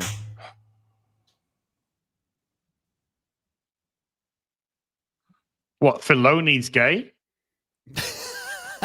That's not news. That's not news.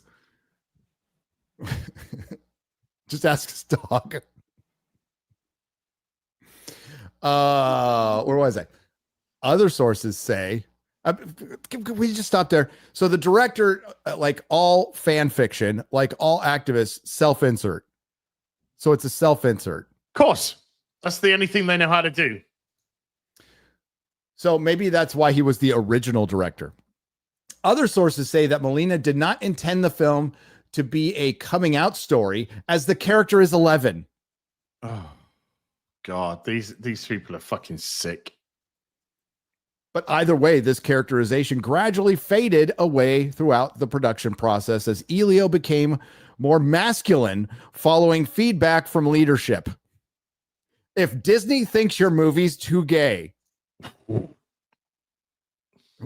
what's that saying?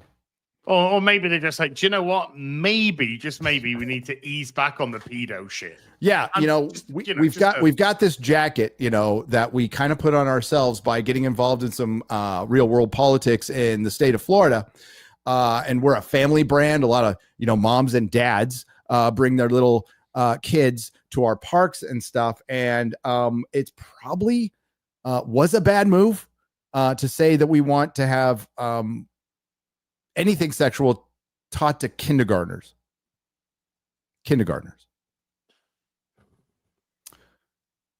By the way, it lost them a tax exemption status. Cost them a lot of fucking money.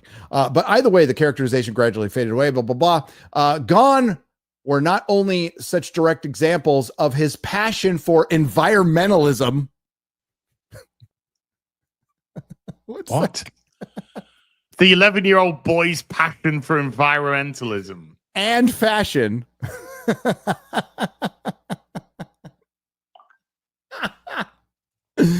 but also a scene in Elio's bedroom with pictures suggesting a male crush. Hints at the trash fashion remain in the released film, with the boy wearing a cape decorated with discarded cutlery and soda can tabs, although without any explanation for the unusual attire. Okay. Elio's turbulent ride began well before the calamitous nosedive at the box office during the June 20 through 2022 corridor. Indeed, the summer of 2023 became a fateful one for the animated film about a lonely boy beamed into outer space by an intergalactic organization after being misidentified as the leader of Earth. Didn't that just happen in a Doctor Who episode? Misidentified, misgendered. That's probably it. Yeah. Misgendered. It's not Mr. Gendered as, it's misgendered. The writing was first on the wall for the Trouble production when the film from Molina, known as the co-director of Pixar's Oscar-winning 2017 hit Coco, conducted an early test screening in Arizona. Where in Arizona? Razorfist's house? Although viewers expressed how much they enjoyed the movie, no, not Razorfist's house. They were also asked how many of them would see it in a theater, and not a single hand was raised. Just a reminder, folks, this is the Hollywood Reporter. This isn't fucking Screen Rant or anything like that. According to the source with knowledge of the event, this sounded the alarm bells for the studio brass. I wonder what gave it away, MauLer. Not a single person raising their hand. I wonder why they would panic after that. It's around this time that Molina screened his latest cut of the film to Pixar leadership. There are differing accounts of the exact feedback that the director received from the Pixar boss, Peter Docter, when the lights went up, with rumors circulating in some of the studio circles that Molina was hurt by the conversation. They've not got time, space, money, or resources to be messing around. They need to make good films again. Like, it's actually just the saddest fucking thing to watch Pixar just crash and burn, because you know this film's done horribly, right? Well, yeah, that's what I'm saying. It's like, you know, whatever built them is just dead. It reminds me of a lot of game studios, you know. Mm-hmm. What's the commonality with the game studios, animators at Pixar? It's far left ideological politics. That's what it is. I don't have an alarm bell to say that you're correct, but I'll just do this. God damn it. You are correct, sir.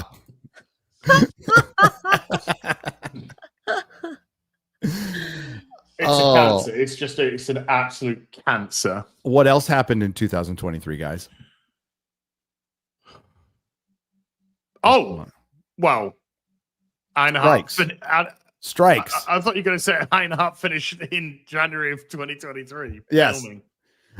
Strikes. But Ironheart happened too. So apparently he was told his movie sucked and it hurt his fifis. Oh, the part that is, they said you need to make it, we here at Disney believe your movie is 2K. Which is just fucking funny. The part that is clear is that Molina exited the project soon after, and much of Elio was reworked under a new directors, Madeline Sherifian and Dominique Shi. I'm gonna find out their body of work. Yeah. Ooh, so there it is. It's a Madeline Sherifian, and Domi Shi. Mm-hmm. Okay, let's have a look. Domi Shi, got them. Jesus Christ. So Domi Shi has additional crew credits. Wow.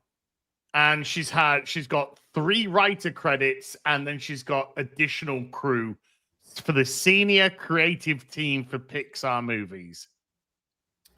That's wow. Senior creative team. That is her fucking title in 11 Pixar. That's it. So no director. And Madeline Sharafin has 5 writer credits from 2013 to current day. Current fucking day. Which includes Omelette in 2013. We Bear Bears, Good Night Ice Bear in 2016. 20 episodes of We Bear Bears from 2015 to 2017. 1 episode of Spark Shorts in 2020, and then Elio in 2025. They have 3 credits in the art department as a story artist, and 5 credits in the animation department as storyboard. Pretty much. We'll say I do enjoy Omelette. I'm on an omelet or that. Yeah, omelet? I was gonna say omelets are great. I love omelets. Just saying, if this person invented omelets, good on them. What did you just say? Cheese and what? X-ray girl? Ham.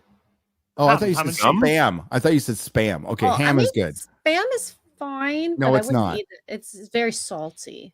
So, essentially, there is no fucking experience here in directing in the slightest.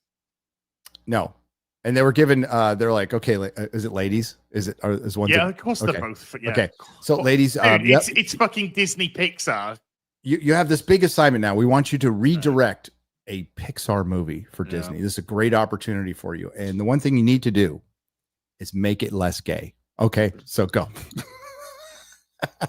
Wait, did you say less? Yeah, exactly. Didn't you mean more? They both spit out their drinks just like you did. Did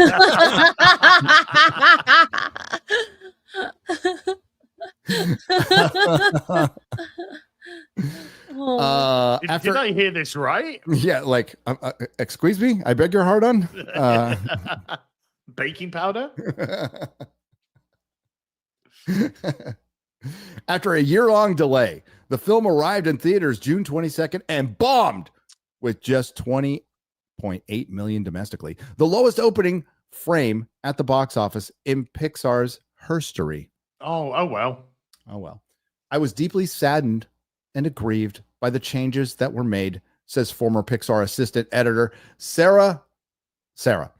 We provided feedback during Elio production as a member of the company's international LGBTQ internal. Where's the plus, bigot? Group internal, not international. Carry internal. Oh, I'm sorry. Let me read that again. They're very two different. I just wanted to correct because they're no. You're right. You're right. So, who provided feedback during Elio? This Sarah woman who was a production as a member of the company's internal LGBTQ, where's the plus, bigot group? Pix Pride. Fire them all. Which are all about to be fired. They were just waiting for Pride Month to end. They're fucking gone. I promise you, they got their memos this morning. It's July the 1st. GTFO. Have a happy. Hey, your 4th of July weekend will now be the rest of your life. Here you go. So. Happy Canada Day in Canada. Yeah. Although she praises Serafian and she as filmmakers, Ligatich notes bigotits. Yeah, that's it. Sarah needs bigotits. Bigotits. Notes that a number of creatives, well, that's the problem. Nobody creative worked on this. Working on the film stopped down after the directors shared their first cut of the movie. The exodus of talent after the cut was really indicative of how unhappy a lot of people were. And Disney was like, oh no, don't go. I'm so sorry. Please don't leave. That they changed and destroyed this beautiful work. Another Pixar source disputes the people stepped down in response to Molina's departure. I'm pressing X to fucking doubt on that. Yeah. Big time.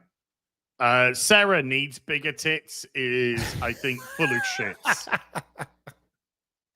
The changes to Elio were clear to former Pixar artists who worked on the film and asked to remain anonymous. It was pretty clear through the production of the first version of the film that the studio leaders were constantly sanding down these moments in the film that alluded to Elio's sexuality of being queer. They're not implying at all that it would have been more successful, right? Yes, they are. Because that's insanity. As if the film would be saved by more references to queer. What are you talking about? It's delusional. It's a mental illness. This whole ideology is a fucking mental fucking illness. That if you said that line to a sane fucking person, a sane person would be like, "What the fuck are you even talking about?" This is a product of a bubble which has been allowed to fester and masticize. That's what it is. It is insanity. Insanity. Disney are kind of hilarious on this front with the whole, like, they clearly don't know how much gay to put into any given thing. You know, like Rise of Skywalker, when they were like, some gay. We'll get some. Is that too much gay? No, that's some gay. We'll have some gay. But we need enough gay to be able to edit it out for other people. Got to be able to edit out the gay, yeah. But and you know, at this point, a film screening happens, right? And it's like, so pros and cons about the film. What are you thinking? Nobody there gets to talk about the story of the characters, or like the pacing, or the editing, or how everything ran, or the genre, or the tone. No, they come up with a fucking gaydar. They're like, up or down? Yep. How we doing? Yeah. And all that fucking time concerned about that. No wonder you don't have any stories to tell. Just a reminder, this is the sexuality of an 11-year-old boy. 11-year-old boy. Yeah. This is the hill they're willing to die on. And then last thing here is, I'm just astounded at this. America Ferrera, check yourself. You were in Barbie. You weren't the main character, but she apparently was upset that there was no longer any Latinx representation in leadership, and that's why she left. Well, that's because Latinx don't exist. I was going to Latinx. I thought they thought that was ridiculous as like a word. I thought that got They do. What the fuck? Did she use it, or is this article using it? Like the people who that wrote is some this silly gringo shit. That's how they see it. Okay, which it is. Yes. Rightly so. Rightly so. So it's bombing, and Pixar is now in trouble. So the all of the three things that Bob Iger purchased are failing miserably. That is crazy. Miserably. So basically, the key to his legacy, everything Bob Iger has done, was to expand Disney, turn it into the biggest entertainment company in the world, and needed to bring boys back. So that's why he bought Pixar, or not Pixar. That's why he bought Marvel and Star Wars. Mm-hmm. Pixar was the first thing he bought, and that's like, it was a smart purchase. I've been there. I've been in the building. It's amazing. It's when I walked in, the guy who was giving me a tour is like, "This is the building Toy Story built," right? And it's really fucking impressive.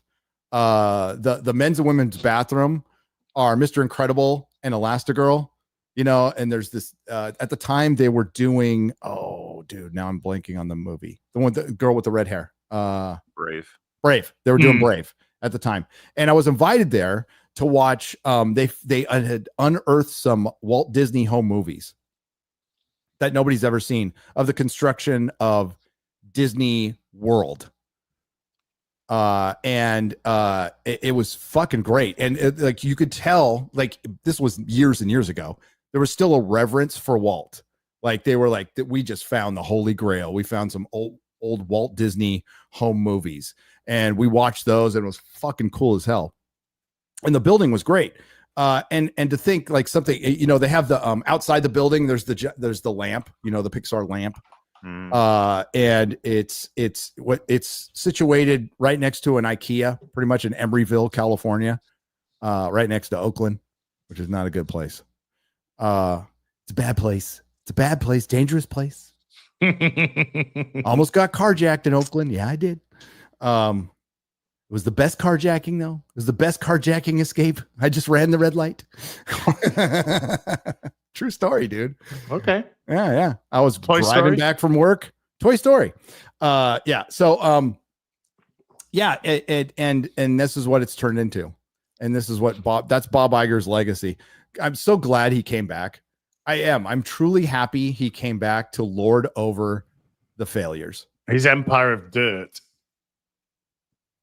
My empire of dust.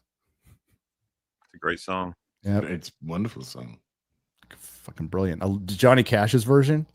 Johnny Cash's version is the best version. Better. Even 9 Inch. Is it 9 Inch Nails? 9 Inch Nails. Yeah. Even 9 Inch Nails say that's the better version. Yes, they do. It's Isn't the comment like they don't usually like covers, but that one was just amazing? Yeah, something like that. Yeah. It's the goat. It's the goat, and they're doing the soundtrack for Tron. Another. Yes, they are. I'm Sounds actually. decent for what I've heard. So I like the trailer. Yeah, We trailer looks. shall It has my see. interest. It has my interest. The trailer. Oh, hey, Tron Legacy But there directed again, by so did 28 years later, and look how that turned out. Tron Legacy directed by Kaczynski, who did Mhm. Maverick and F1. I think the guy's top tier now. I think you could put him in a top tier of directors. Mm-hmm. I think you can. I don't think you put Bob Iger in the top tier of executives. Hmm. No, Probably fair. no, he's the only man who's managed to buy the biggest brands in the world and fuck them up. You say he's the only one that's done that? Well, to the degree that he has, you've taken Pixar, which was just nothing could miss at all. Bang! It's now a piece of shit. You take Star Wars because you need a boys brand because you want to expand Disney from not just girls to boys, and then you turn it into a girls brand, and you kill your audience. Women aren't even interested in it. Oh my fucking guys! So you've got this one of the biggest franchises in cinema history is now fucking relegated to a shitty streaming service nobody watches. And when it's coming back with Pedro fucking Pascal and a green puppet. Which ran out of relevance about 4 years ago. What's the next big show coming out on Disney Plus? I mean, are we going to have a year where the year ends and goes, the most watched thing on Disney Plus is Ironheart? Ugh. Oh, piss off. There's no Star Wars. Does Wonder Man come out at the end of this year? December, I think. Yeah. Yeah. But is there anything else? They really did dial it back. No, there's way more going on Hulu, right? We got Alien Earth, which MauLer and I will watch for sure. Oh, I'll watch the fuck out of that. Yep. That's August, right? Yes. Yeah, because it ends soon after the anniversary free file. So we're not going to do it until it's all out, I think. Okay. But I mean, I'll talk about it as it goes. Well, all over that. So, yeah, most of the focus is on Hulu, obviously, because it's it's what they paid a lot of fucking money for, bro. Yeah. Yeah. All right. So real quick, we're gonna go over this. This just kind of I just want to rub this in a little bit more. I talked about it yesterday, but the Hollywood Reporter came out with this article that TV and film writers' jobs grew more scarce, even if earnings were slightly up in 2024. The annual tally from the Writers Guild West shows that its members may have made slightly more money overall than during the 148-day strike year of 2023. So they made a little bit more money than the year they were on strike, where they didn't work for 6 months. MauLer, keep that in mind. Not bad. So not bad, but there's fewer jobs available. Mm-hmm.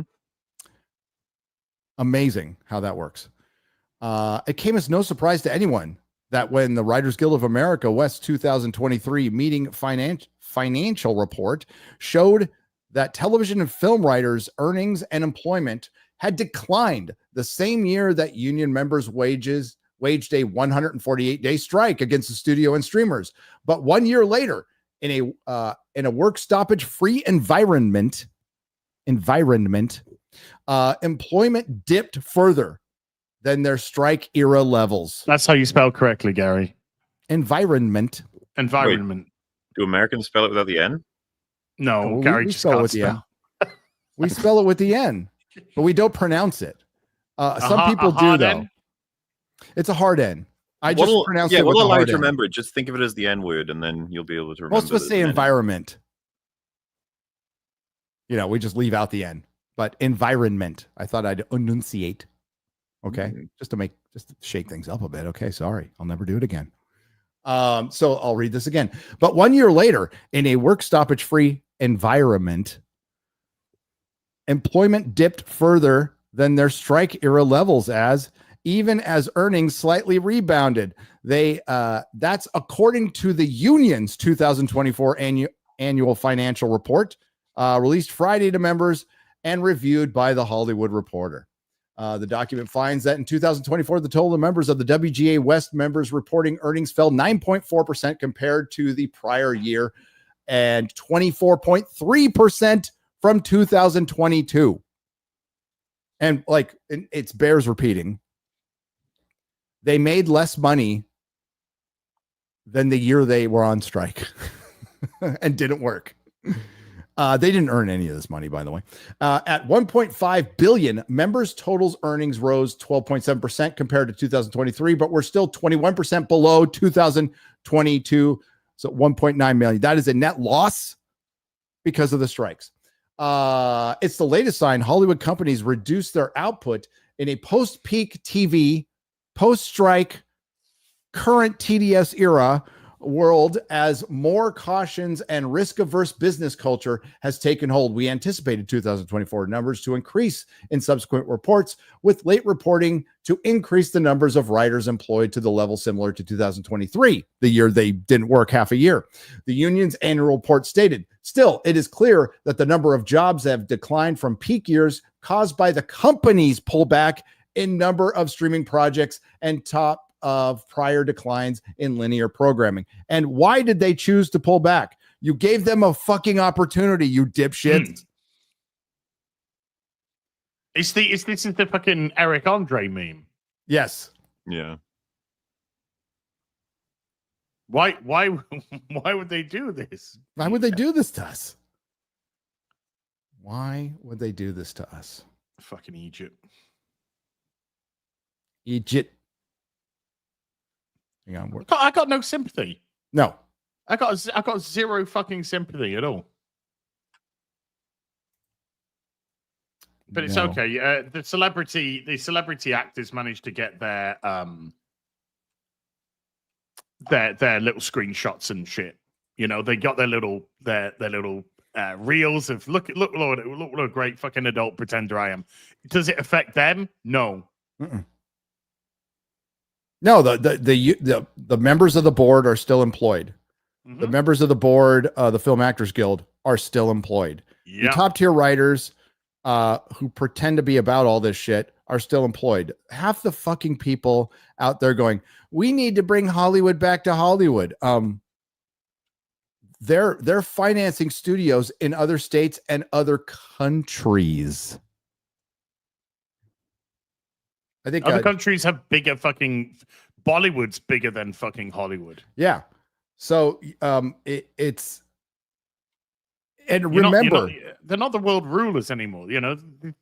Remember, they got the rank and file who could not qualify because you have to get a certain amount of work to qualify for the union because they're gatekeepers. So they got a lot of the people who weren't even union members to go strike for them and dangle the carrot going, you might be able to join the union if you go out and strike for us all day. Yeah, but they're going to be before the strike was even over. We were all discussing that this is going to lead to reduced people in the industry, reduced writers, reduced everything. So how can you fucking... It was obvious. You didn't have to even really understand all the politics. You could see what was happening. You could see by the way that the contracts were getting cancelled. You could see by this move So how on earth are people going to get into something which is going to fucking shrink?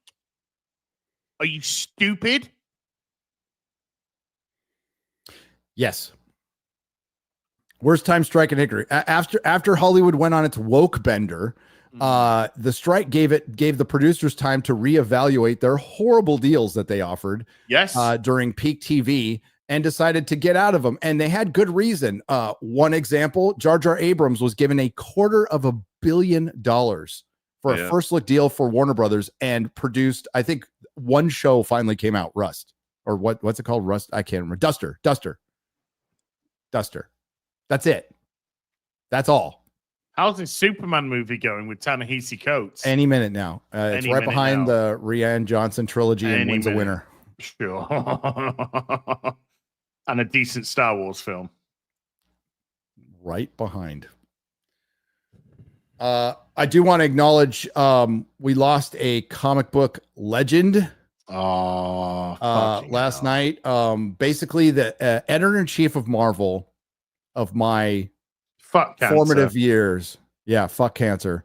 All throughout the 80s. I think he jumped on in 1978. Jim Shooter. Jim Shooter passed away at 73. There'll never be another like him. I agree with Rob Liefeld, the second best editor-in-chief Marvel's ever had behind Stan Lee. So RIP, good sir. Thank you for all the fucking brilliant work through writing, editing, turned what was going to be a toy crossover into an all-time classic. Secret Wars. Was around when the Transformers comic and the G.I. Joe comic came in. Contest of Champions, wrote the Marvel Treasury edition with Superman. Did he have some input into the Transformers coming from Cybertron? I don't know that. I don't know.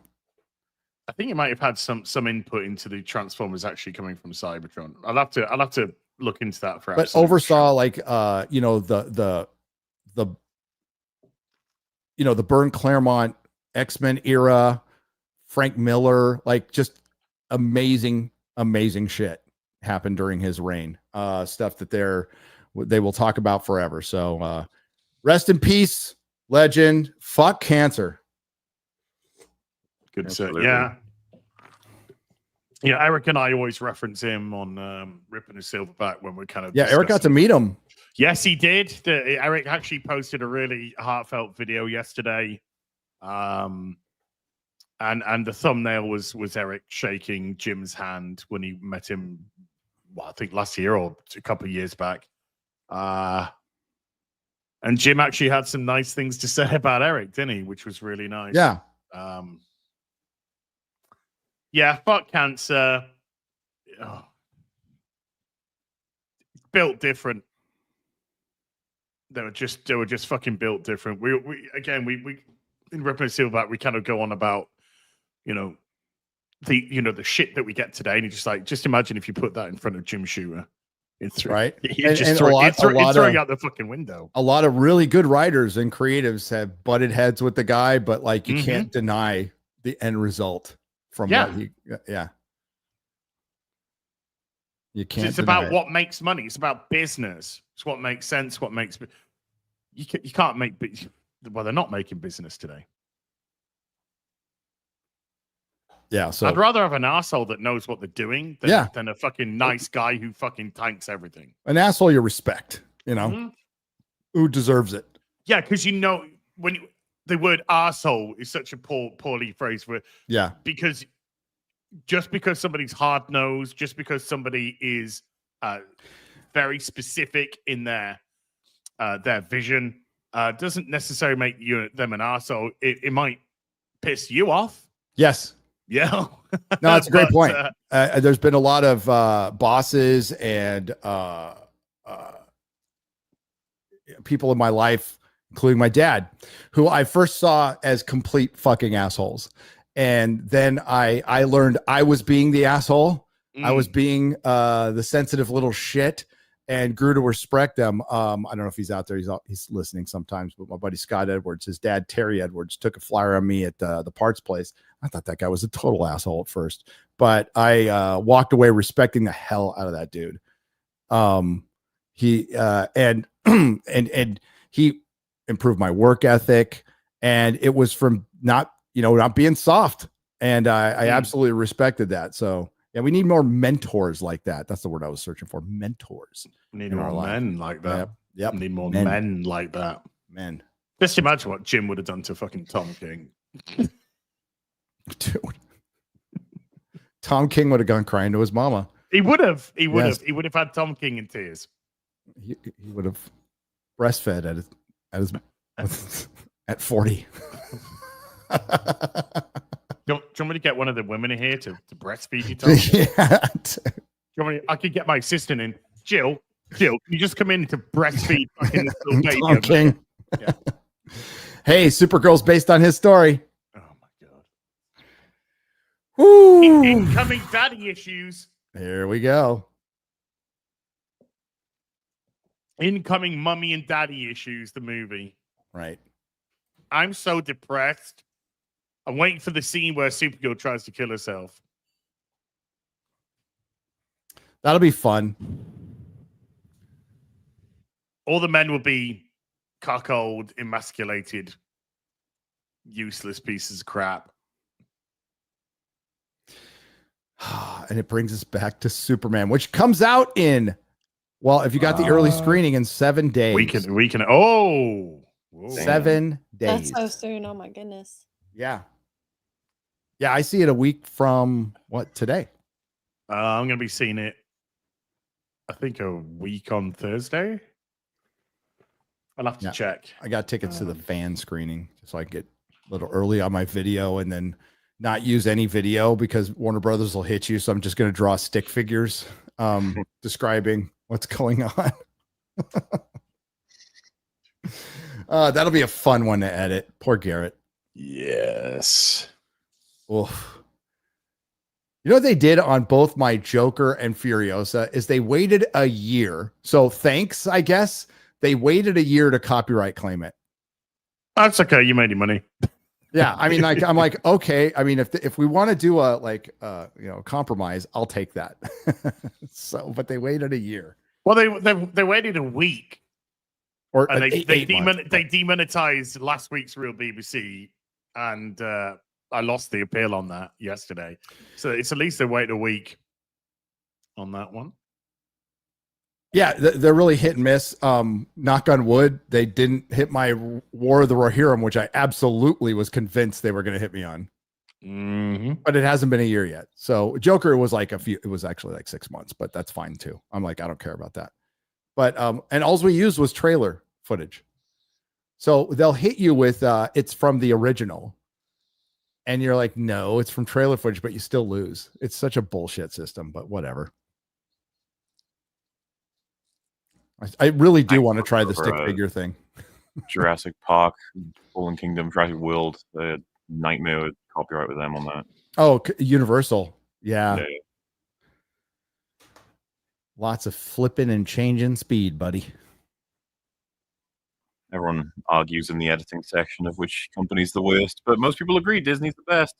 Disney's the best. 100%. They do not fuck with you at all, ever. So thank you. It's kind of odd, isn't it? I just think that's a little weird.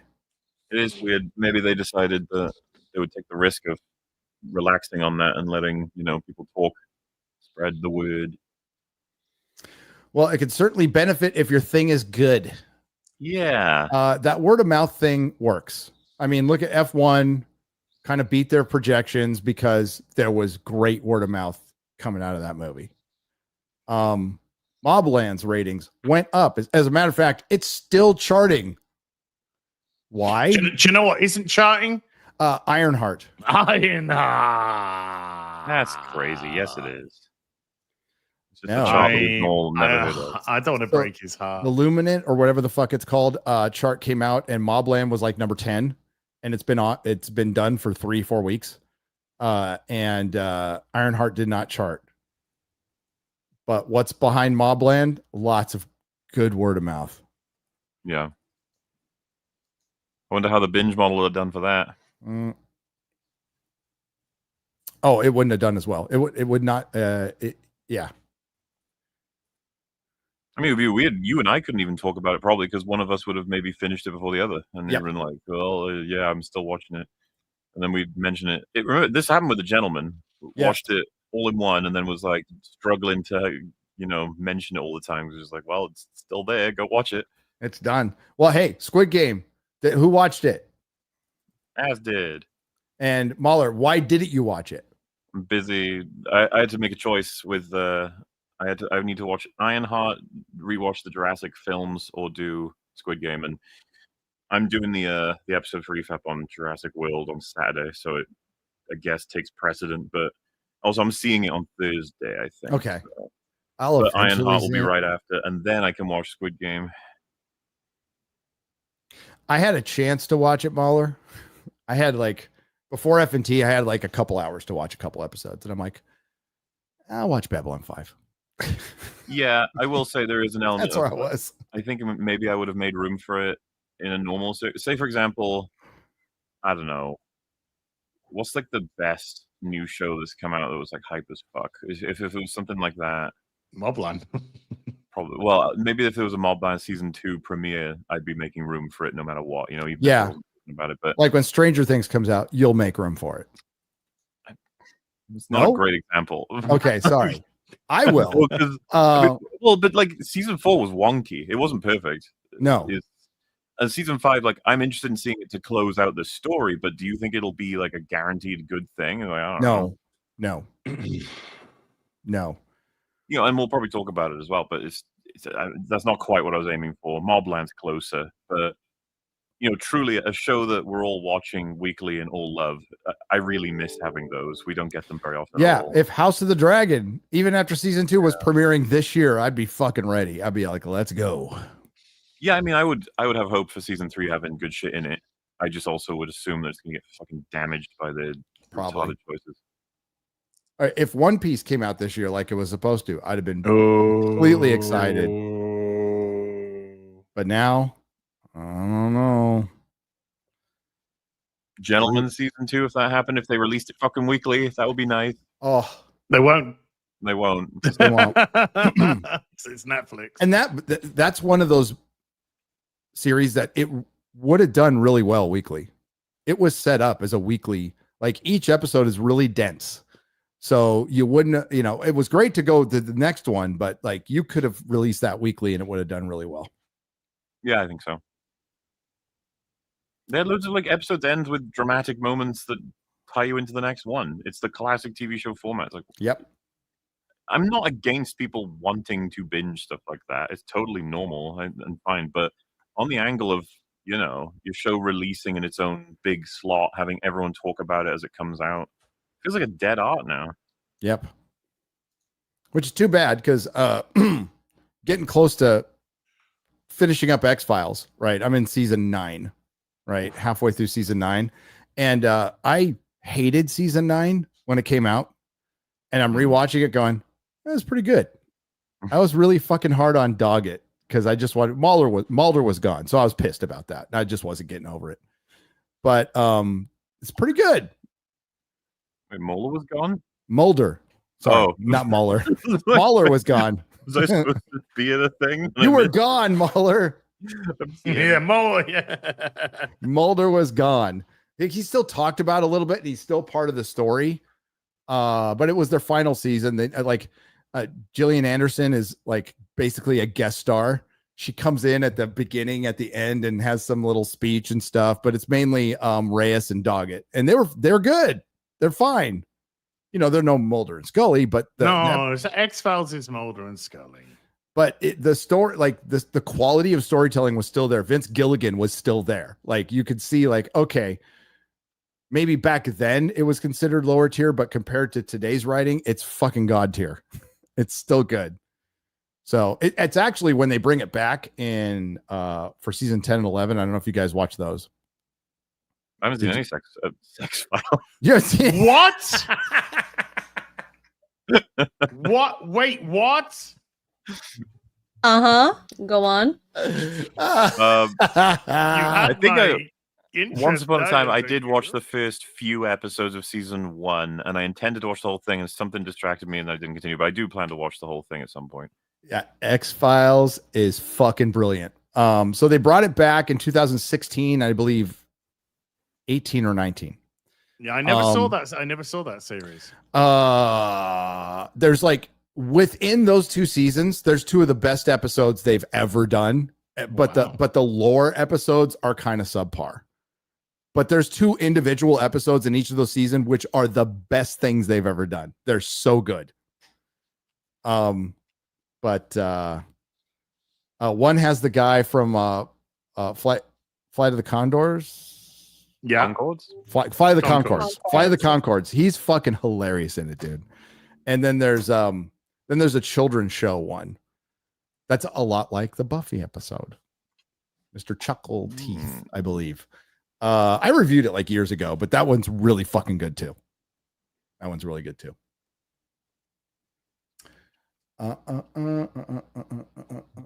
Okay.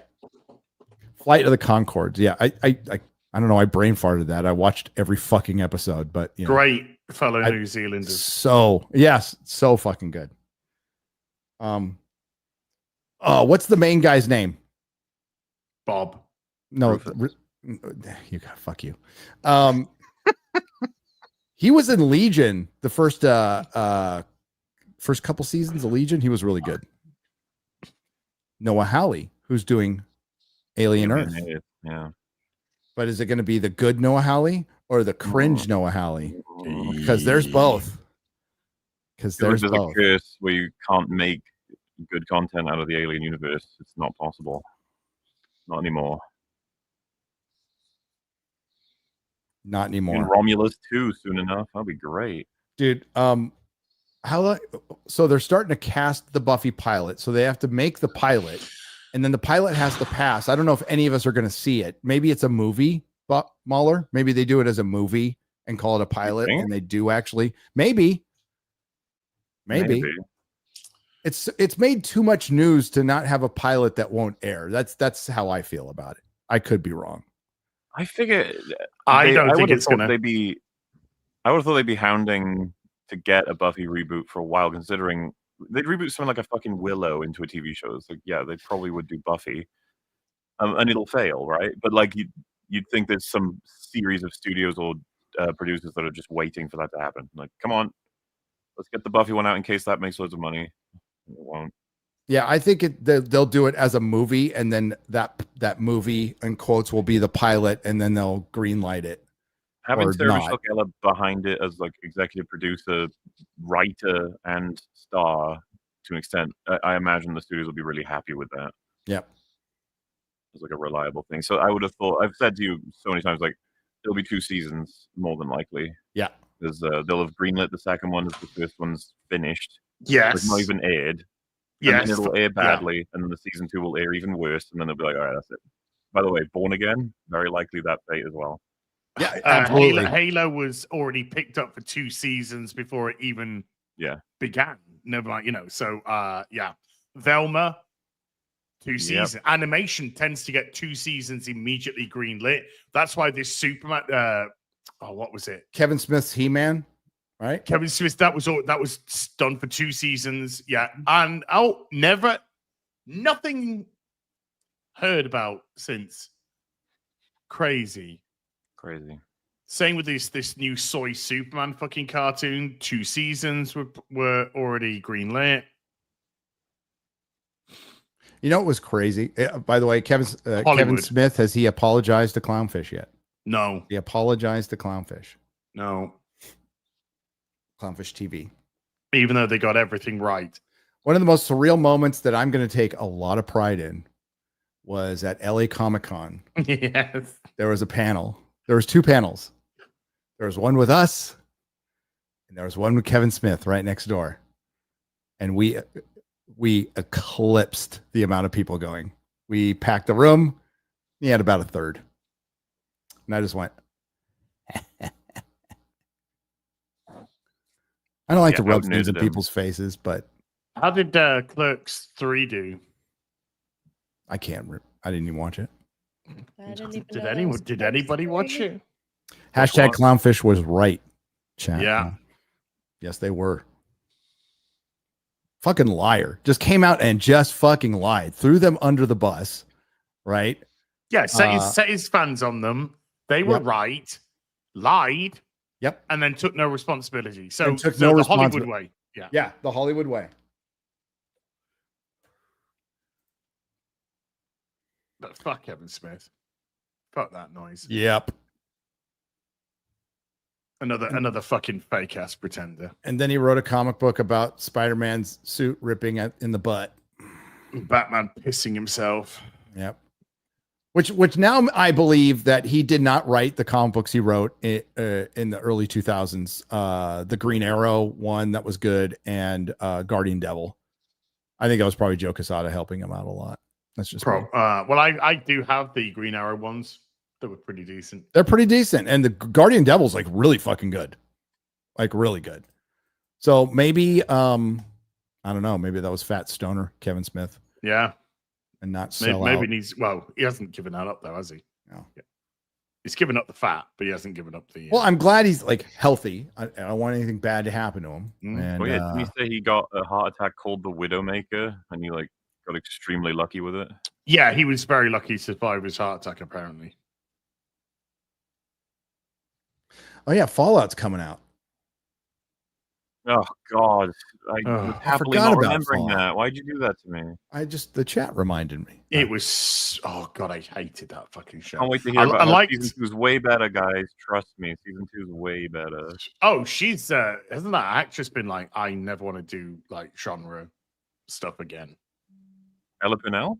Really? Yeah. Sure, Really? she says. Yeah, I'm sure she says something like Really? that. Because that's the biggest hit she's ever been in and will be in her life. Well, she was in Arcane as well, which is pretty genre. That's pretty genre, but it's a voice actor. So, hey, when's the next Arcane coming out, MauLer? I mean, it's gonna be a Noxus thing. They're probably gonna fast track it, relatively speaking, which means we'll get it in 15 years. And I won't care. Oh my God, I'll be in my adult diaper and I can watch Arcane. I already am, but that's just a choice I've made. Yeah. Okay. Let me not by choice. Okay, not by choice. I want to clarify. Sorry. Let's get to Soups, guys and gal, who's upstairs. What up, X-Ray girl? I have I had dogs. The dog's still there. Where's Remy? Tasty. Remy's downstairs. Now, don't eat my fucking dogs this time, okay? Well, one came back from the dead somehow, so I guess I get round 2. They always come back, X-Ray girl. We buried him in a pet cemetery. Oh no. Yeah. My dog was desperately trying to find somewhere to hide their treat. And then they were hiding it and then coming up to us and going, You didn't give me one? No, I've lost my treat. Let's go find it. So then I'd go find the treat, and then if I got near it, I'd run, grab it, and then fucking run off with his treat, trying to find somewhere else to hide it. Oh, it's a fun game we played. Oh, that's adorable. Well, it makes you realize that you are the pet. Yeah, well, it also makes you realize that we don't deserve these gorgeous creatures. We don't. They're pure innocence and love. That's all they are. Oh, unconditional love. Yeah, dude, my dog. I hadn't seen my dog 4 months, and my dog peed herself. She was so excited when she saw me. She was freaking out. So, I was like, yeah, I can't. I want to get that reception every time I come home. Maybe not peeing yourself, but being really excited. I have to voluntarily wear diapers at that rate. Yeah. I can't believe I got to leave her again. Drives me crazy. Pac-Man 76 2 parts for $20 says, will Amazon's new Bond really be a white British guy? I was starting to look forward to seeing Dr. Ho, you only shoplift twice. The Spy Who Robbed Me and License to Steal. I mean, it's either that or more sad sack Daniel Craig Bond like Traumas Are Forever, Live and Let Cry, The Spy Who Traumatized Me, or Testosterone Is Not Enough, right? Oh, that's good. That last one's good. That last one's good. MauLer, Denis will be directing. That's the proper pronunciation, by the way. Bond. What do you think, guys? Not who I would pick, but probably a better pick than, I don't know, 80% of directors available. Yeah. I think he's got a good script behind him. I think he could be excellent. I just don't associate any of the films I've enjoyed from him or seen from him. I don't like. There's no Bond DNA in any of them. There's a bit in maybe like Prisoners, or some of his action scenes could translate to Bond, maybe. But he's very serious. Very. I don't even mean this. I'm trying to find a better way to say it, but he's very dry.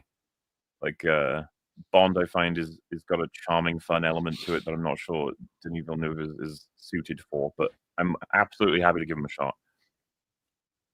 Yeah, he does. His movies don't have swagger, which that's his style, and I actually, him I love. So it's like, yeah, I get it. Bond needs swagger. Like they need to bring that back. They absolutely need to and I'm not saying Roger Moore level camp, although I love that stuff. I mean Connery. I can't wait to get back, MauLer. I got my Connery 4K Bond set. I'm just gonna watch them all. And they had tons of levity. They were funny. He was really, we need that again. We need, we don't have to go nuts with the gadgets, but we need gadgets. We need fucking rag cars. We need swagger. We need him fucking crushing pussy. We need him fucking killing people with his license to kill. Mm-hmm. Yeah. And Doom wouldn't give you Bond vibes at all. Arrival, definitely not. Like Sicario is probably my favorite from him. Yep. And arguably, there's elements of it that could match, but again, you watch Sicario, not Bond. There's nothing like Bond in there. And again, it doesn't mean that a director can't adapt. It's just that I don't know. It's funny. It felt kind of like it was always going to go between him or Nolan. Ultimately, in a way, in terms of a good result. Obviously, it could have ended up some way worse. So we'll see. We shall see. We shall see. Yeah, it's it's kind of I feel the same way. It's like totally not my first pick, but it could have been so much worse. So let's give it a shot. I just don't know how different his stuff will be from Sam Mendes, because they're very similar. I like Skyfall a lot. I think Skyfall is the second best Bond movie behind Casino Royale, which is the best. For Craig, you mean? Yeah. For Craig. Yeah, for Craig. Yeah. For Craig. Just for Daniel Craig. I want it mentioned that means nothing, because Spectre was god awful. Quantum of Solace, no one remembers, and I did not fucking like No Time to Die. I would have Quantum of Solace as my third favorite. There you go. That tells you exactly what that's getting. Yeah. Then it would be Spectre. Then it would be No Time to fucking have Quantum of Solace was just an epilogue to fucking Casino Royale. That's all it was. It was a long epilogue, but I did like the the nihilism in that one. I just like it was a really, really nihilistic fucking film. For me, the Brosnan era it just descended in quality the whole way through. I like GoldenEye the most. Then probably Tomorrow Never Dies. Then probably World's Not Enough, and then Die Another Day. I'd like to rewatch the. GoldenEye. I like all the theme songs from those movies, though. But I think I'd like to watch the Brosnan ones back. I do too. To see how they kind of held up, because after GoldenEye, I was not really into any of his films. I enjoy World's Not Enough. It's got goof in it, but yeah, I did too. I mean, Robert Carlyle as Renard, right? I think is the bad guy, where he had like a bullet lodged in his head, so he couldn't feel pain. That's such a Bond villain. I want that back, dude. I think Casino Royale nailed it, right? Like they cries blood. I loved all his movies. Okay, and even the shitty ones, I fucking walked out of them going, "That was fun. I don't care." Well, Die Another Day is a wacky fucking It movie. is wacky crazy. movie. I love it. Crazy film that. I love it. That We is should a do something on Bond bonkers someday. Bond We should movie. do like an episode where we talk about Bond or something, rank some Okay. shit, you know? Oh, remember Let's do we were in discussions once to do that show. Well, we were Hey, gonna that's go not off the through table, all. okay, buddy? That's- Hey, oh, that's we not were off gonna the go through. table. We're gonna go through all. I the know. Bond I said films. that's not off the table. It's not off the Oh, okay, table. Let him so- finish his uh, sentence, okay? As Jesus. What do you think the table is at? Yeah. I am the table.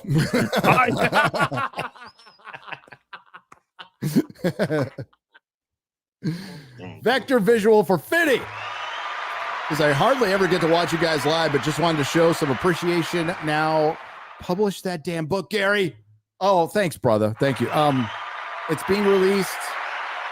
I have to do stuff today. But I need to talk to you about that. Am I in trouble for something again? No. Okay. Yes. No. A little bit. But I need. Yeah. No. But I need to talk to you about that. Yeah, I got to work on a song for the trailer, and then that's pretty much it. And then we're gonna try to release it around Superman. So a couple weeks. Thanks, brother. The God of Gravy for 19.99 proper British poundage. Friendly reminder that it has been 8,796 days since the world learned that Pearl Harbor sucked and Michael Bay missed the mark. Pretty long time. Almost as long as it feels since you guys promised to do a top 5 Doctor Who stories. What? I don't remember that. What are you talking about? That's filthy crazy lies. talk. It was great when we completed that years ago. Yeah. Why would you lie? Steve O. What's the matter? Hang on. Hang on.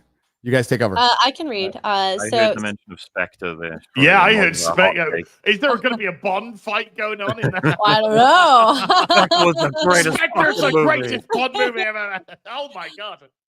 Steve-O, thank you for the 1999, as well as Josh Kelsey with the 1999. Doesn't say anything and just walks away. No, that's Josh. Josh working as Josh is intended. Here, okay. So Eddie Brock, with the 5.99 euros says, so it took as a trio of trans to come back and review a terrible superhero TV show. I can see a pattern emerging. By the way, how's Chat's mom? She's good. That's good. Love Chat's mom.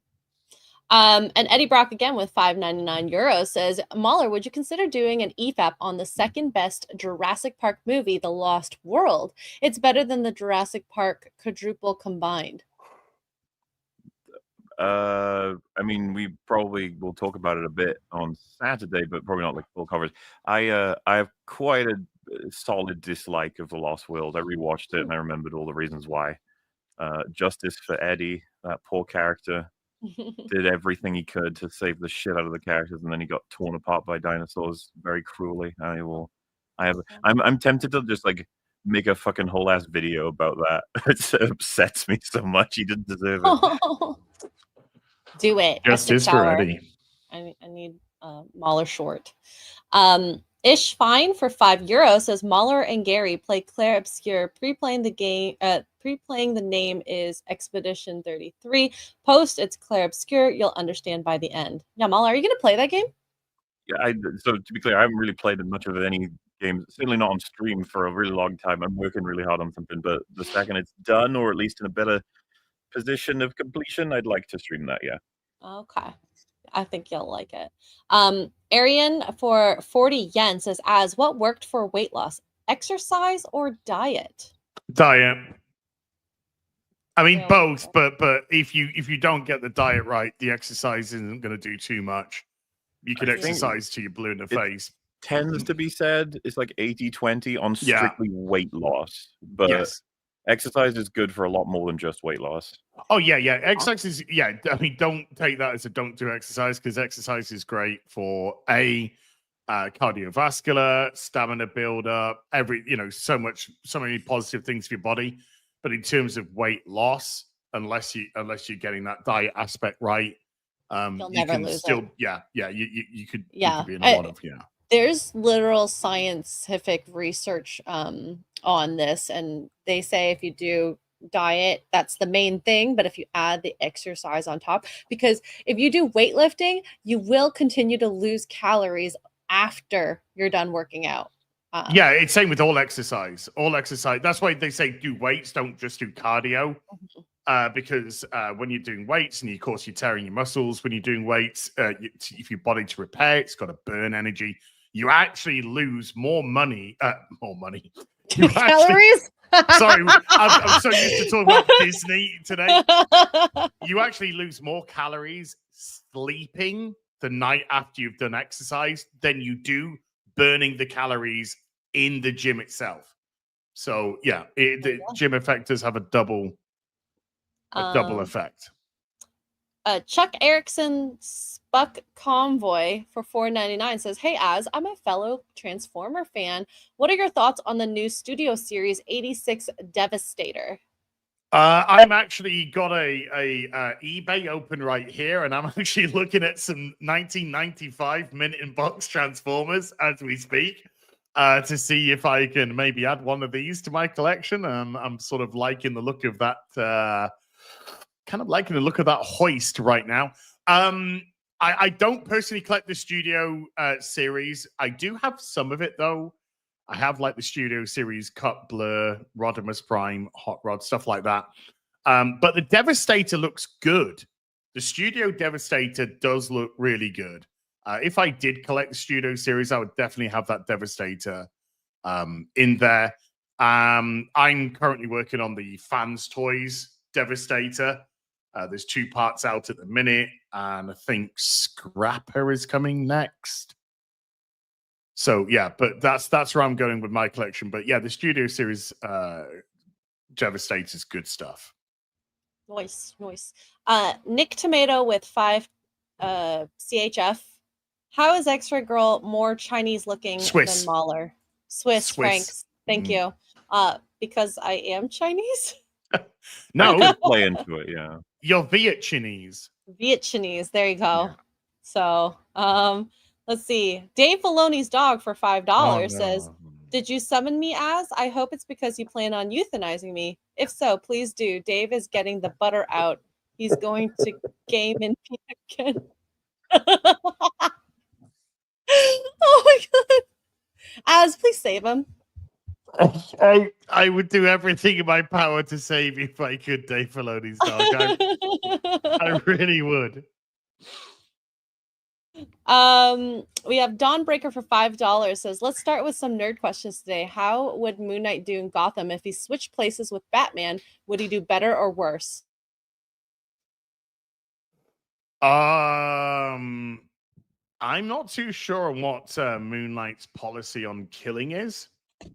Yeah, I actually saw this question in the same vein, but with Iron Man instead. It's like, how would Iron Man do dealing with Batman's enemies? Like, he would fucking wipe the floor with them because he doesn't care about killing. Yeah, he would just fucking blast them. They will be dead. Because yeah, if there's a no-kill policy with, if there's a kill policy with Moon Knight, it'd be one and done with a lot of these. Yeah, Batman, his power is obviously having so much intelligence and resources and technology, but Moon Knight's got full-on like superpowers, right? Yes. So you would fuck up a lot of them. Yes.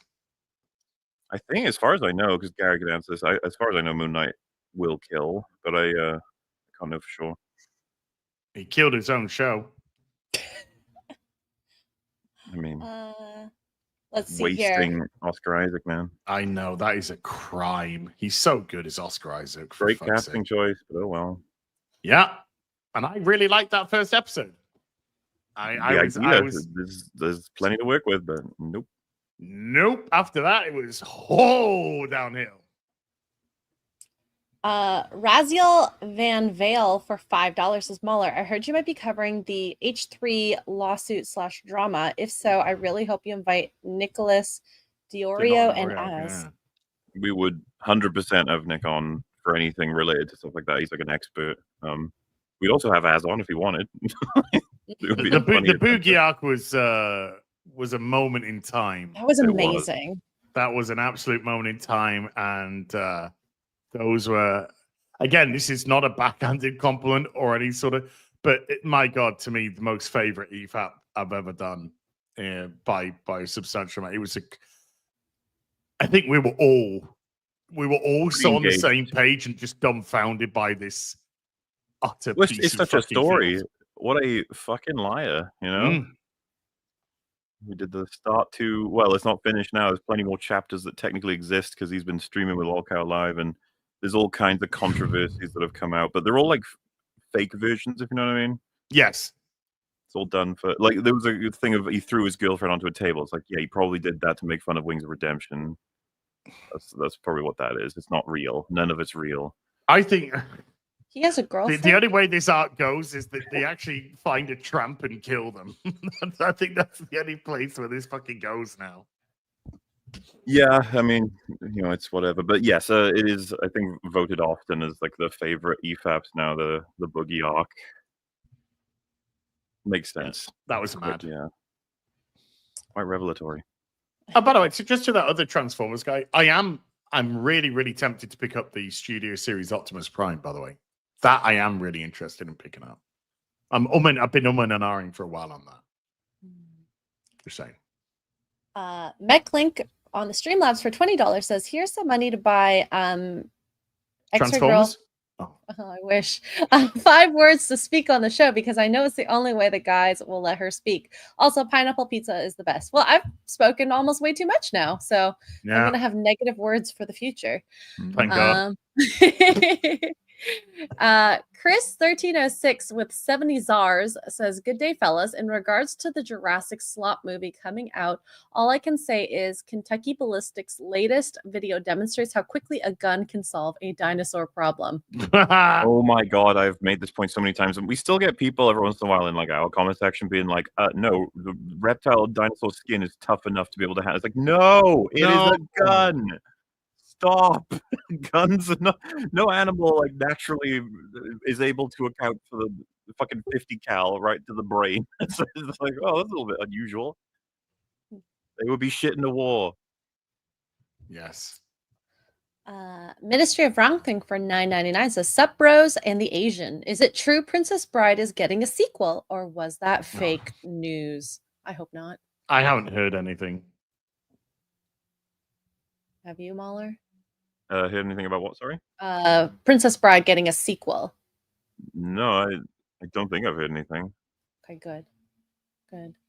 Dawnbreaker for 5 says, "Have you guys watched the TV show Sleepy Hollow before? If so, what do you think of it personally? I think it fell off after Abby left the show." No, I watched the film, obviously a Tim Burton film, but not the show. When did that come out? The Sleepy Hollow movie or the show? Show's, I'd say 10 years ago. 2013, apparently. I've never heard of it. No, thereabouts. Yeah. Might have been too young to even. I remember the show being on, but I don't think we got it in the UK, and I didn't want to. I think I just couldn't be asked to high seas it. Tony Soprano on the Streamlabs side for 1776 says, "Play the Marvel Rivals Season 3 trailer that just dropped. It's just 90 seconds, yet gets everything right about Blade that Marvel Studios failed to get." I cannot. Well, in all fairness, we don't have to watch the trailer because that game gets everything right pretty much. I mean, like some of the looks of some of those superheroes are just. So I wouldn't say they've actually done anything wrong yet. Ike Alice with $10 says, "RIP to Jim Shooter. Met him last December. Was a nice guy. Told me the story of hiring Frank Miller through publication of the 82 Wolverine miniseries. Man truly was a legend." Yeah, it's big. That's a big RIP. And Hunter Devarak with $4.99 says, "We're officially in July. Recently did my new setup of my movies. What's your favorite 4K transfer you own? Cheers and have a great 4th of July." I don't know about transfer, but Lord of the Rings is my favorite 4K. Yeah, I mean, yeah, my 4K Lord of the Rings is bueno. I was gonna say that could be the answer because it would just be what is my favorite film out of the lot, but also the one that I don't have any complaints about its 4K version. Yeah. And unfortunately, everyone always talks about it, but even James Cameron didn't care about like some of the fuck ups on Aliens and T2 and stuff like that. So Lord of the Rings, I'm pretty sure, was handled with extreme care when it was transferred to 4K, which you just don't get enough of. I'm happy with my Prisoner Hello. 4K. My Prisoner 4K. With another $4.99. Since the new Hi. South Park season is coming up, you got to queue up the video of the clip Trey Parker doing the human centipede scene. Yeah. It's good. Clip's hilarious. I have not seen that. He's just doing. There's a better one where he's doing like loads of different stereotype voices. Yeah, It's just funny as fuck. it's so good. I wish we had time. But yes, most anticipated thing of this month is South Park season 27, which is in that, for 8 sure. days. 8 days. Do we get it all at once or one at a time? Sorry for the bad timing there. We have our inspectors because the house was kind of not finished. It was being renovated and it's not finished. So we have inspectors coming over, and I'm dealing with Jeremy Clarkson kind of stuff right now. So that's fun. Mm-hmm. Yeah. That's good. Go ahead, X-Ray Girl. Continue. Well then we'll start with this one. Gollum's half-botched circumcision leftover with 50,000 PYG says, Gary, will there be any signed options of your book? Start Yes. practicing my name, mofo. Yep. Okay. Yes, there will be. Okay. This is Anakmaman on the Streamlabs side for $15 says, X-Ray Girl showed up at my place drunk last night. She said, baby, it's 3 a.m. I must be lonely. When she says, baby, well, I can't help but be scared of it all sometimes, and the rain's going to wash away. I believe it. Wait a minute. Those are lyrics to 3 a.m. by Matchbox 20. I apologize. I often confuse Matchbox 20 lyrics with the real life. Sorry, X-Ray Girl. Honest mistake. Thanks, Anakmaman. I was in bed very early last night. Yeah, you went to bed at like 9. And me and the boy watched World's End. It was great. They started the movie and I almost fell asleep right there on the couch. It's got such a good beginning. I love the whole movie. Yep, I do too. Wanted to listen to Sisters of Mercy afterwards. Ruby with 70s says, have you all checked out the trailer for Andy Weir's Hail Mary starring Ryan Gosling? Looking good. Hopefully as good as The Martian. It does. I like the trailer. I agree, though, it showed way too much, but I guess they kind of had to. But I like the book, so hopefully they do it justice, because it's a fun little story about friendship in space while the world ends. I got it on audiobooks. There's a Prime sale going on for that right now. Oh, good. It's good price. Get it. It's a good audiobook. It's good. And then Not Your Average Fan for $5 says, in the first year of collecting comics, I officially have 4 long boxes. Currently collecting all Uncanny X-Men and Ghost Rider Volume 2. I have about 200/400. Well Brilliant. done. Excellent. It's better than my first year. Can't Yeah, really remember and mine. what you've started collecting, like, poof. Yeah. So Yeah, my first year was whatever allowance money I got for whatever chores I did, running down and getting a couple of comic books, a thing of Pringles and a Coke. Mine was riding my working bike to the market. Yeah, working a burger flipper job to earn some shekels to travel to Leeds to buy as many comics as I could with my fucking wages, and that was that, which tended to be Batman back issues. Dude, I could buy comic books with a quarter back in the day. Well, when I started collecting, they were 60 pence, just moving to 70 pence for a floppy, and you could get back issues for sometimes 25 pence to 50 pence as well. So you could come out with a nice stack of back issues. And then I remember that huge leap when they changed the paper. They changed the paper, they changed the printing, and it went from 70 pence to like £1.25. It's like, what?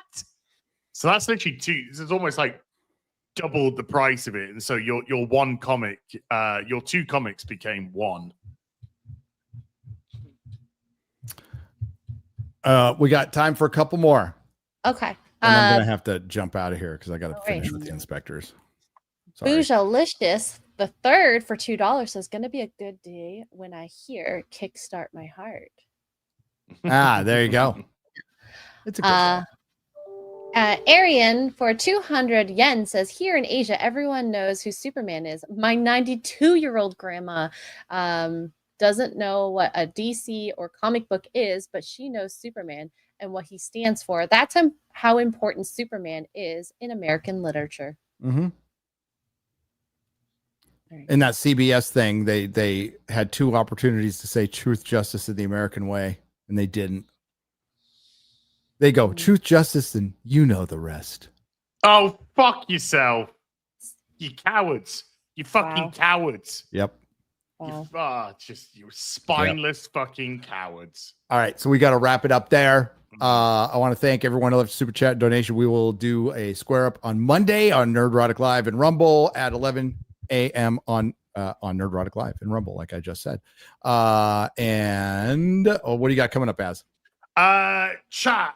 This is an all-out bulletin. We are 211 books away now from 10,000 copies of Saints and Sinners sold. Just 211 books. I think the link is in the description. Yes, it is. It is. The link's in the description down below. Please, can you make that happen for us? That would be absolutely unbelievable to hit 10,000 copies sold.